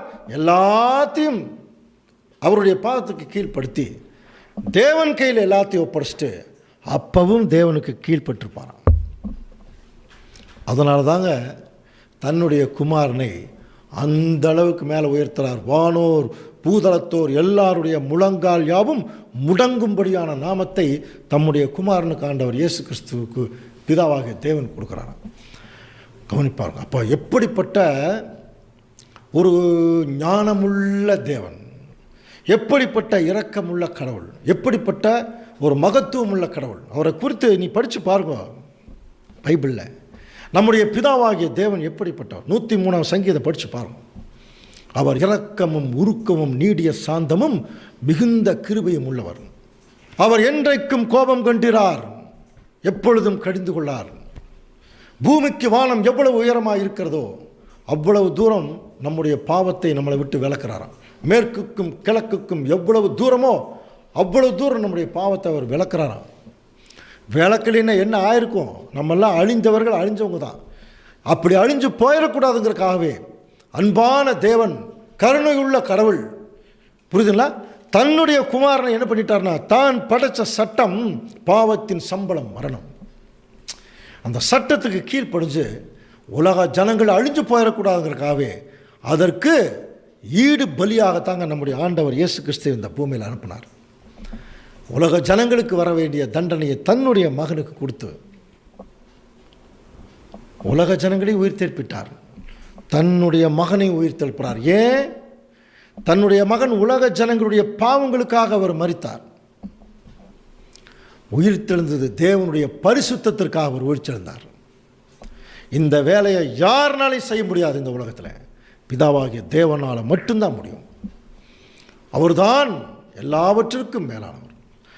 அப்படிப்பட்ட பிதாவை இந்த உலகமே தெய்வமாக கொண்டிருக்க வேணும். ஆதியில் ஆதாமிலிருந்து ஆரம்பித்தான் பாருங்க சாத்தான். இந்த தேவனுடைய நாமத்தை பரிசுத்த குலைச்சலாக்கி, புரியுதுங்களா, தேவனுடைய அதற்கு பதிலாக விக்கிரகங்களை வணங்க வச்சு, இயேசு கிறிஸ்து வந்தபோது இயேசு கிறிஸ்துவுக்கு ஆப்போசிட் பண்ணி, இப்போ பிதாவாகிய தேவனுக்கு ஆப்போசிட்டாக கிறிஸ்துவே முன்னாடி கொண்டு வந்து நிறுத்திட்டான் பாருங்க. நல்லா புரிஞ்சுக்கலாம் அன்புக்குரிய சகோதர சகோதரர்களே. பயங்கரமான ஞானி இந்த சாத்தான். அவனை குறிச்செல்லாம் பின்னாடி நம்ம படிக்கலாம். புரியுதுங்களா? இயேசு கிறிஸ்துவை முன்னால் நிறுத்தி தேவனை மறைச்சிட்டான் பாருங்க. ஆனால் இயேசு கிறிஸ்து அப்படி இல்லை, தன்னுடைய பிதாவை முன்னால் நிறுத்துறான். இது எல்லாத்துக்கும் மேலே கவனிச்சிங்கன்னா இத்தனையும் அவன் செய்துட்ருக்கான். தேவன் இன்னைக்கு வரைக்கும் ஒன்றுமே பண்ணல பாருங்க. அமைதியாக பொறுமையோடு பார்த்துட்ருக்கார். அவருக்கென்று ஒரு திட்டம் இருக்குது. இன்னைக்கு அவருக்கென்று ஒரு திட்டம் என்ன தெரியுங்களா? எல்லாத்தையும் பார்த்துட்டு தாங்க இருக்கார். அவருக்கு இப்போ முழு நோக்கமே அவருடைய திருச்சபை 144,000 பேர் செலக்ட் ஆகணும். அவருடைய முழு கவனம் அதில் தான் இருக்குது. இந்த சத்தியம் உலகத்தில் இருக்கிற கிறிஸ்தவர்களுக்கு போகாது. அது போனாலும் நிறைய பேருக்கு அது புரியாது. ஆனால் தேவன் யாருக்கு செலக்ட் பண்ணியிருக்காரோ அவங்களுக்கு அது விளங்கிடும். இந்த வசனங்கள் விளங்கும், இந்த வசனத்துடைய விஷயங்கள் விளங்கிடும். அதுக்கு தாங்க இவ்வளவு தூரம் கஷ்டப்பட வேண்டிய ஒரு சூழ்நிலை. அன்புக்குரிய சகோதர சூழ்நிலை. அப்படிப்பட்ட அந்த பிதாவுடைய நாமம் என்ன தெரியுங்களா? ஒரு முறை மோசே தேவன் கூப்பிட்டு நீ போய் இஸ்ரேல் ஜனங்களை மீட்டுட்டு வான்னு சொல்லும்போது மோசே கேட்குறார், என்னை அனுப்பினது யாருன்னு கேட்டால் நான் என்ன சொல்கிறது அப்படின்னு சொல்லி யாத்திராகமம் 3ஆம் அதிகாரம் 14ஆம் வசனத்தில், அதற்கு தேவன் இருக்கிறவராகவே இருக்கிறேன் என்று மோசேயுடனே சொல்லி, இருக்கிறேன் என்பவர் என்னை இந்த மாதிரி சொன்னால் ஏதாவது புரியுமா? இப்போ என்னை யார் அனுப்பினதுன்னு கேட்டால் நான் என்ன தேவனே சொல்கிறது அப்படின்னா, இருக்கிறவராகவே இருக்கிறேங்கிறவர் அனுப்பினார் போய் சொல்லு அப்படின்னா எப்படி புரிஞ்சுக்கிறது? இப்போ நமக்கு தமிழில் தாங்க அந்த இருக்கிறவராகவே இருக்கிறேன் இருக்கு இல்லையா?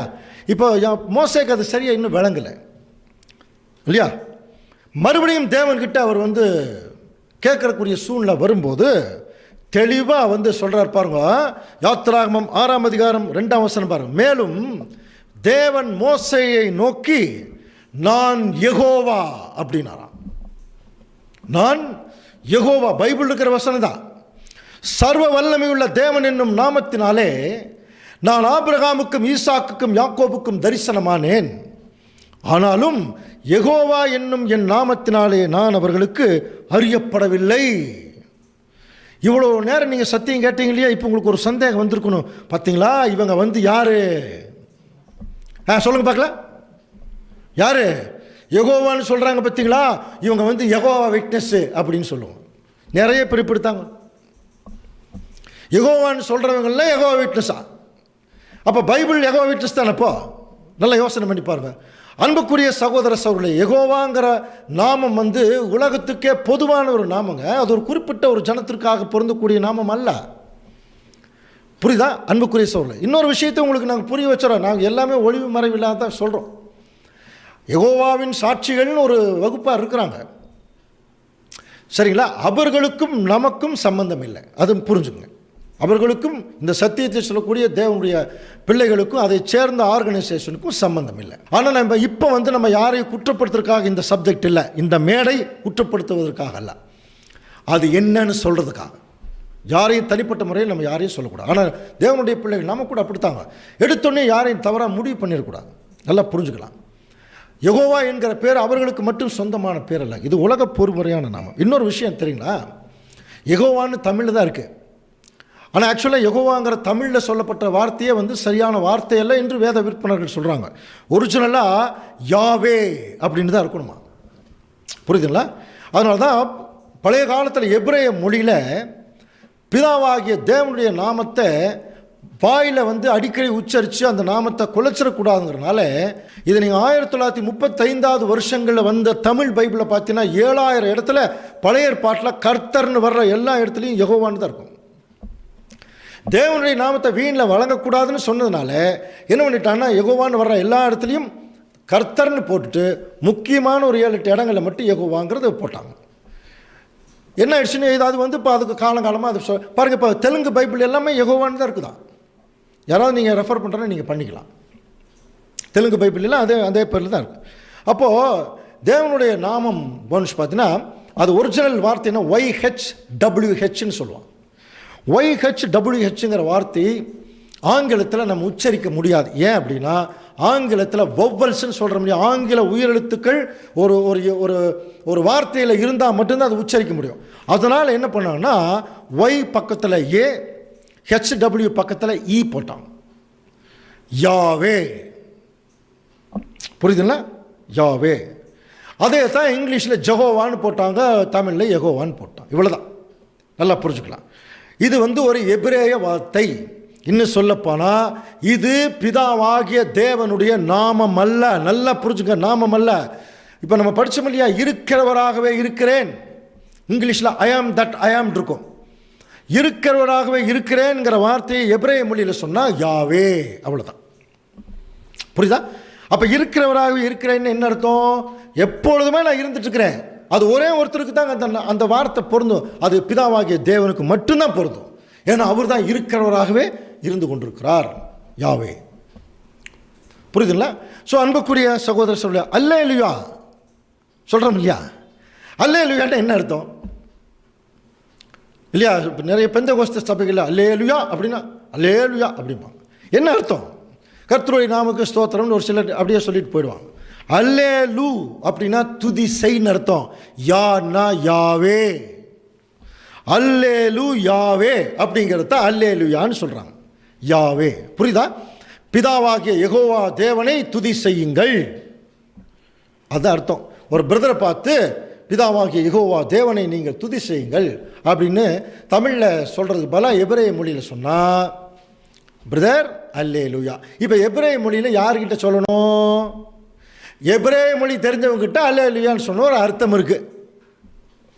இப்போ நாமளே என்ன பண்ணிட்டு இருக்கிறோம்? நமக்குள்ளே சொல்லிகிட்டு இருக்கிறோம் அல்லேலூயா அல்லேலூயா அப்படிமா, கேள்வி பதில் மாதிரி. அப்போது நம்ம சொல்கிறதுல ஒன்றும் தவறு இல்லை. யாருக்கிட்ட சொல்லணும், எதுக்கு சொல்லணும் தெரிந்து கொள்ள வேணும். பைபிளில் வசனம் இருக்கு, அல்லேலூயா பாருங்கள், கர்த்தருடைய நாமத்தை துதியுங்கள் இருக்கா? அன்புக்குரிய சகோதர சகோதரர்களே, அப்போ நல்லா கவனிச்சிங்கன்னா பிதாவாகிய தேவனுடைய நாமம் அல்ல, அது அவருடைய நிலைமை. அவருடைய நிலைமை தாங்க யாவே. இதை வந்து அரபியில் எப்படி சொல்லிட்டாங்கன்னா யா ஹல்லா அப்படின்னு சொன்னாங்களாம். ஆனால் அவங்க சொல்கிறதுக்கும் நம்ம சொல்கிறதுக்கும் சம்மந்தமே இல்லை. பட் அந்த மாதிரி வந்துருச்சு, யா ஹல்லா அப்படின்னு சொல்லி அது சர்வ வாழ்வுள்ள கடவுள் அப்படிங்கிற மாதிரியும் கொண்டு போயிட்டான். நீதிமொழிகளின் புஸ்தகத்தில் கிளியராக கேட்குறார், வானத்துக்கு ஏறி இறங்கினவர் யார்? காற்றை தமது கைப்பிடிகளில் அடக்கினவர் யார்? தண்ணீர்களை வஸ்திரத்திலே கட்டினவர் யார்? பூமியின் எல்லைகளை எல்லாம் ஸ்தாபித்தவர் யார்? அவருடைய நாமம் என்ன? அவருடைய குமாரனுடைய நாமம் என்ன? அப்பவே கேட்டிருக்காங்க. பிதாவாகிய தேவன் ஒருத்தருக்கார், அவருடைய குமாரன் ஒருத்தருக்கார். பிதாவாகிய தேவனுடைய நாமம் என்ன? யாவே. அவருடைய குமாரனுடைய நாமம் என்ன? இயேசு கிறிஸ்து. புரியுதுங்களா? கேள்வி கேட்டு முடிக்கிறார் பாருங்க. பிதாவாகிய தேவனுடைய நாமம் யாவே, அவருடைய குமாரனுடைய நாமம் இயேசு கிறிஸ்து. இந்த நாமத்தை தாங்க சொல்றதுக்கு வந்தார் ஆண்டவர் இயேசு கிறிஸ்து இந்த பூமியில். கவனிக்கிறீங்களா? பாருங்க, தன்னுடைய பிதாவின் இடத்துல ஜெபம் பண்றார். யோவான் 17:25 வாசிக்கலாம். நீதியுள்ள பிதாவே, உலகம் உம்மை அறியவில்லை, நான் உம்மை அறிந்திருக்கிறேன். நீர் என்னை அனுப்பினதை இவர்களும் அறிந்திருக்கிறார்கள். பிதாவாகிய தேவனை நோக்கி ஆண்டவர் ஜெபம் பண்றார். நீதியுள்ள பிதாவே, உலகம் உம்மை அறியவில்லை, நான் உம்மை அறிந்திருக்கிறேன். நீர் என்னை அனுப்பினதை இவர்களும் அறிந்திருக்கிறார்கள். நீர் என்னிடத்தில் வைத்த அன்பு அவர்களிடத்தில் இருக்கும்படிக்கும் நானும் அவரிடத்தில் இருக்கும்படிக்கும் உம்முடைய நாமத்தை அவர்களுக்கு தெரியப்படுத்தினேன், இன்னமும் தெரியப்படுத்துவேன். அன்னைக்கு பண்ண ஜெபந்தாங்க இன்னைக்கு அவருடைய நாமத்தை இந்த சத்தியம் யார் கேட்டுக்கொண்டிருக்கிறார்களோ அத்தனை பிள்ளைகளுக்கும் ஆண்டவர் இயேசு கிறிஸ்து தன்னுடைய பிதாவாகிய தேவனுடைய நாமத்தை சொல்லிட்டார். எங்கள் அப்பா என்னை மாறல, அவர் இருக்கிறவராகவே இருக்கிறார். எப்படி இருக்கிறார்? அன்பில் அவர் மாறுறதில்ல, இருக்கிறவராகவே இருக்கிறார். கருணையில் அவர் மாறுறதில்ல, இருக்கிறவராகவே இருக்கிறார். புரியல? நீடிய சாந்தம், அவர் மாறுறதில்லை. அவர் எப்படி இருக்கிறாரோ அப்படியே தான் இன்னைக்கு வரைக்கும் இருந்துட்டுருக்கார். இருக்கிறவராகவே இருக்கிறார். புரிதுங்களா? அப்படிப்பட்ட பரிசுத்த தெய்வம் இல்லையா, பூரண அன்புள்ள தெய்வம். அப்படிப்பட்ட தெய்வத்தை தாங்க ஆண்டவர் இயேசு கிறிஸ்து பிரசித்தப்படுத்துவதற்காக இந்த பூமியில் வந்தார். என்ன சொல்லிட்டாங்க மக்கள்? நீங்கள் தான் அவருன்ட்டாங்க. இயேசு கிறிஸ்து ஒத்துக்கு வரான்னு யோசனை பண்ணி பாருங்க. நான் அவர் இல்லைப்பா, எனக்கு மேலே ஒருத்தர் இருக்கிறாரு, அவருடைய நாமத்தை சொல்கிறதுக்கு தான் உங்களுக்கு வந்திருக்கேன் சொல்லிட்டார். இன்றைக்கி நமக்கெல்லாம் சொல்லிட்டார். புரியுதா? இன்னும் கொஞ்சம் பேர் இருக்கலாம் இந்த உலகத்தில், அவங்களுக்கும் அவர் சொல்லிடுவார். அன்புக்குரிய சகோதர சோழே, அதனால தான் நம்முடைய முன்னோர்கள் எல்லாம் இந்த அட்ரஸ் கரெக்டாக போகணுங்கிறதுக்காக எப்படி தெரியுங்களா ஜெபம் பண்ணுவாங்க? ஆபிரகாமின் தேவனும் ஈசாக்கின் தேவனும் யாக்கோபின் தேவனும் ஆகிய கர்த்தாவேன்னு ஜெபம் பண்ணாங்க. அப்படின்னா ஆபிரகாமுடைய தேவன் தான் நம்ம வணங்கக்கூடிய தேவன். அட்ரஸ் பாருங்க, ஆபிரகாம் மைல் ஸ்டோனை வைக்கிறாங்க. நம்ம எப்படி ஜெபம் பண்ணணும் தெரியுமா? ஆபிரகாமின் தேவனும் ஈசாக்கின் தேவனும் யாக்கோபின் தேவனும் எங்கள் ஆண்டவர் இயேசு கிறிஸ்துவின் பிதாவுமாக இருக்கிற தேவனே. முடிக்கிற போது இந்த ஜெபங்களை எல்லாம் உம்முடைய ஒரே பேரான குமாரன் இயேசு கிறிஸ்துவை மையமாக வச்சு எங்கள் ஜெபத்தை கேளும் தேவனே. அவர் இல்லாமல் எங்கள் ஜெபம் உங்கள்கிட்ட வர்றதுக்கு வாய்ப்பு இல்லை இல்லையா? எங்களுடைய பாவத்துக்கு அவர் தான் பரிகாரி. அதனால் அவர் மூலமாக அவருக்காக நீங்கள் கேட்பீங்க என்னுடைய ஜெபத்தை. ஏன்னா எனக்காக அவர் மரிச்சார், அவர் தான். அந்த அர்த்தத்தில் நம்ம ஜெபம் பண்ணக்கூடிய ஜெபம் கேட்கப்படும். நிறைய பேருக்கு ஜெபம் பண்ணுறதுக்கே தெரியலைங்க. எப்படி தெரியல ஜெபம் பண்ணுறாங்க? அன்புள்ள இயேசு சுவாமி அப்படின்னு ஆரம்பித்து இயேசு கிறிஸ்துவின் மூலம் வேண்டிக் கொள்கிறோம் சுவாமின்னு முடிப்பாங்க. யாருக்கிட்ட ஆரம்பித்தோம் யாருக்கிட்ட முடிக்கிறோம்னு தெரியாது.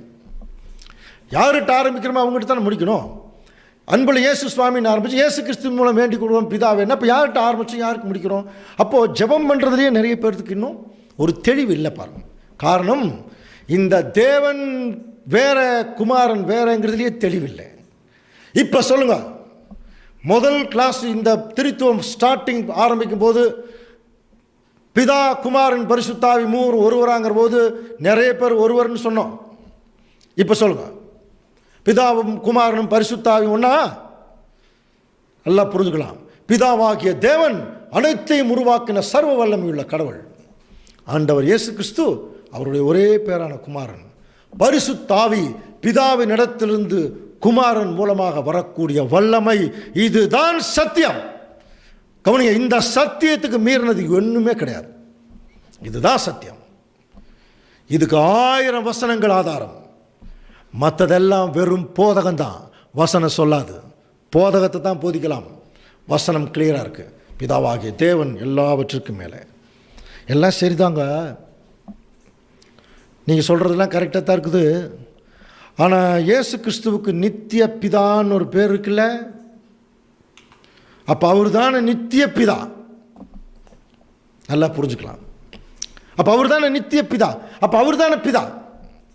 நிறைய பேர் இதை இந்த ஆர்குமெண்ட் கூட கொண்டு வரதுண்டு. இத்தனை வசனங்களும் பிதா வேற குமாரன் வேறன்னு சொன்னதுக்கப்புறம் இந்த ஒரு வசனம் மட்டும் இல்லைல்ல அவர் தான் இவருன்னு சொல்லுமா? அப்போ நம்ம என்ன, இந்த வசனம் எங்கே இருக்குது, அதை எப்படி படிக்கணும், எப்படி புரிஞ்சுக்கணும், அது வேணும் இல்லையா? அன்புக்குரிய சவுலே, பிதான்னா யாருன்னு சொல்லும்? அப்பா. நித்திய பிதான்னா என்ன அர்த்தம்? நித்தியமாக இருக்கிற அப்பான்னு அர்த்தமா? அப்படியும் சொல்லலாம். அப்போ நித்தியமாக இருக்கிற அப்பா பிதாவாகிய தேவன் தான். இயேசு கிறிஸ்து அப்படி இல்லையே. அவர் ஒரு குறிப்பிட்ட காலத்துக்கு அப்புறம் தானே உருவாக்குறார். நல்லா புரிஞ்சுக்கலாம். அப்படின்னா நித்திய பிதான்னு என்ன அர்த்தம்? முதல்ல அந்த வசனம் எங்கே இருக்குன்னு பாருங்க. ஏசாயா 9:6 நமக்கு ஒரு பாலகன் பிறந்தார், நமக்கு ஒரு குமாரன் கொடுக்கப்பட்டார், கர்த்தர் தூவம் அவர் தோளின் மேல் இருக்கும், அவர் நாமம் அதிசயமானவர், ஆலோசனை கர்த்தா, வல்லமையுள்ள தேவன், நித்திய பிதா, சமாதான பிரபு. இதெல்லாம் ஆண்டவர் இயேசு கிறிஸ்துவுக்கு வச்சிருக்கிற டைட்டில். சமாதான பிரபுன்னா என்ன? சமாதானத்தை கொடுக்கிறவருக்கு அவர் தான் தலைவர். வல்லமையுள்ள தேவன் இருக்கு இல்லையா? பிதாவாகிய தேவனுக்கு சர்வ வல்லமையுள்ள தேவன் அப்படின்னு இருக்கு. இயேசு கிறிஸ்து வல்லமையுள்ள தேவன், அதில் எந்த விதமான மாற்றம் இல்லையே. அவரும் ஒரு மேலாக உயர்ந்தவர் தானே, அதிசயமானவர் படிச்சிருக்கிறோம். அப்போ நித்திய பிதான்னா என்ன அர்த்தம் அது வேணும் இல்லையா? இந்த உலகத்தில் இருக்கிற எல்லா ஜனங்களுக்கு அவர் பிதான்னு சொல்லப்பட்டிருந்தா ஓகே இல்லையா? எல்லாத்துக்கும் அவர் தான் பிதா, இயேசு கிறிஸ்து தான் பிதான்னு எங்கேயுமே வசனம் கிடையாது. நித்திய பிதான்னு தான் இருக்கு. நித்திய பிதான்னா என்ன அர்த்தம் அது வேணும் இல்லையா? ஆண்டவர் இயேசு கிறிஸ்து இந்த பூமியில் தன் மரித்த உடனே உயிர்த்தெழுந்து போகிற விஷயமெல்லாம் இருக்கு இல்லையா? இதை குறித்து பேதுரு சொல்கிறார் பாருங்க, ஜீவாதிபதியை கொலை செய்தீர்கள், அவரை தேவன் மரித்தோரிலிருந்து எழுப்பினார். அப்போ இயேசு கிறிஸ்து அவர் நித்திய பிதா நித்திய பிதான்னு அவருக்கு சொல்ல முடியாது. ஏன்னா அவர் மரிச்சிருக்கார். நித்திய காலமாக இல்லை, அவர் மரிச்சிருக்கார். பாருங்க, பிதாவாகி தேவன் தான் உயிர்த்தெழுப்பினார்.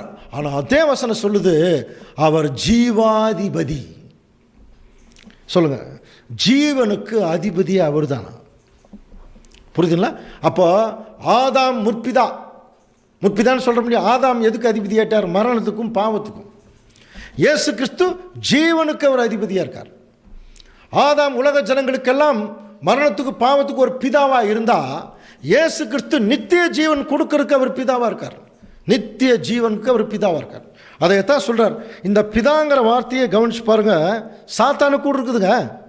ஆண்டவர் இயேசு கிறிஸ்து பேசுகிறார் பாருங்க, யோவான் 8:44, அவன் பொய்யனும் பொய்யுக்கு பிதாவுமாக இருக்கிறபடியா. அப்படின்னா அவன் தான் பிதாவா அப்படின்னு அர்த்தம்.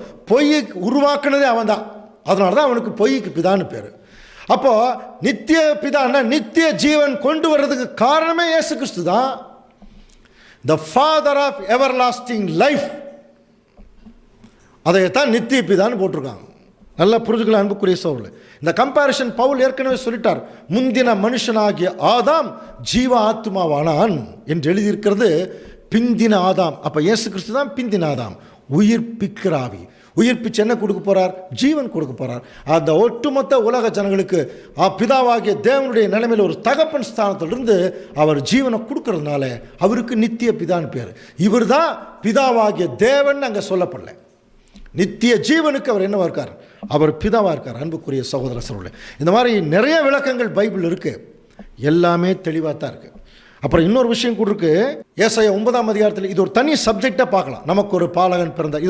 இது தேவனுடைய திட்டத்தில் ஒரு நீண்ட கால திட்டத்தை தேவன் எப்படி செயல்படுத்த போகிறார் ஆண்டவர் இயேசு கிறிஸ்துவை வச்சு அப்படிங்கிறதுக்கு அந்த டைட்டிலே அந்த வசனம். முதல்ல அவர் பிறக்கிறது, அதுக்கப்புறம் இந்த பூமியில் அவர் தேவனுடைய கர்த்தத்துவம் அவர் கையில் எடுக்கிறது, அதிசயமான விஷயத்தை ராஜ்யத்தில் செய்கிறது, ஒட்டுமொத்த உலக ஜனங்களுக்கு ஒரு ஆலோசனை கர்த்தாவாக இருக்கிறது, வல்லமையான ஒரு அரசாட்சியை உலக ஜனங்கள் மேலே பண்ணுறது, கடைசியாக அவர்களுக்கு நித்திய ஜீவன் கொடுக்கக்கூடிய நித்திய பிதாவாக இருக்கிறது, கடைசியாக சமாதானத்தை உண்டு பண்ணுறார். அதுக்கு பிரபுவாக இருப்பார். இதெல்லாமே பிதாவாகிய தேவன் நம்முடைய ஆண்டவர் இயேசு கிறிஸ்து கொடுத்துருக்கிற வேலை.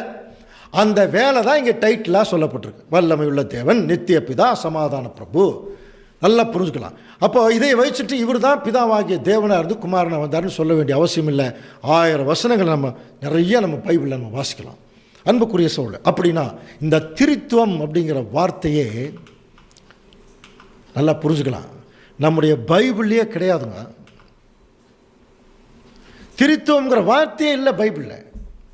சாத்தான் எவ்வளவு ஞானமாக இந்த போதகத்தை உள்ளே கொண்டு வந்து பிதாவாகிய தேவனை மறைச்சு ஆண்டவர் இயேசு கிறிஸ்துவை பற்றின உண்மையும் மறைச்சிட்டான் பாருங்க. அதுதான் அவனுடைய ஞானம். அப்போ ஆண்டவர் இயேசு கிறிஸ்து என்கிற மகா பெரிய ஞானம் அவருக்கு இருக்கிறோம். அவர் என்ன பண்ணுறார்? அத்தனையும் உடைச்சி இதெல்லாம் வெளியே கொண்டு வரார்.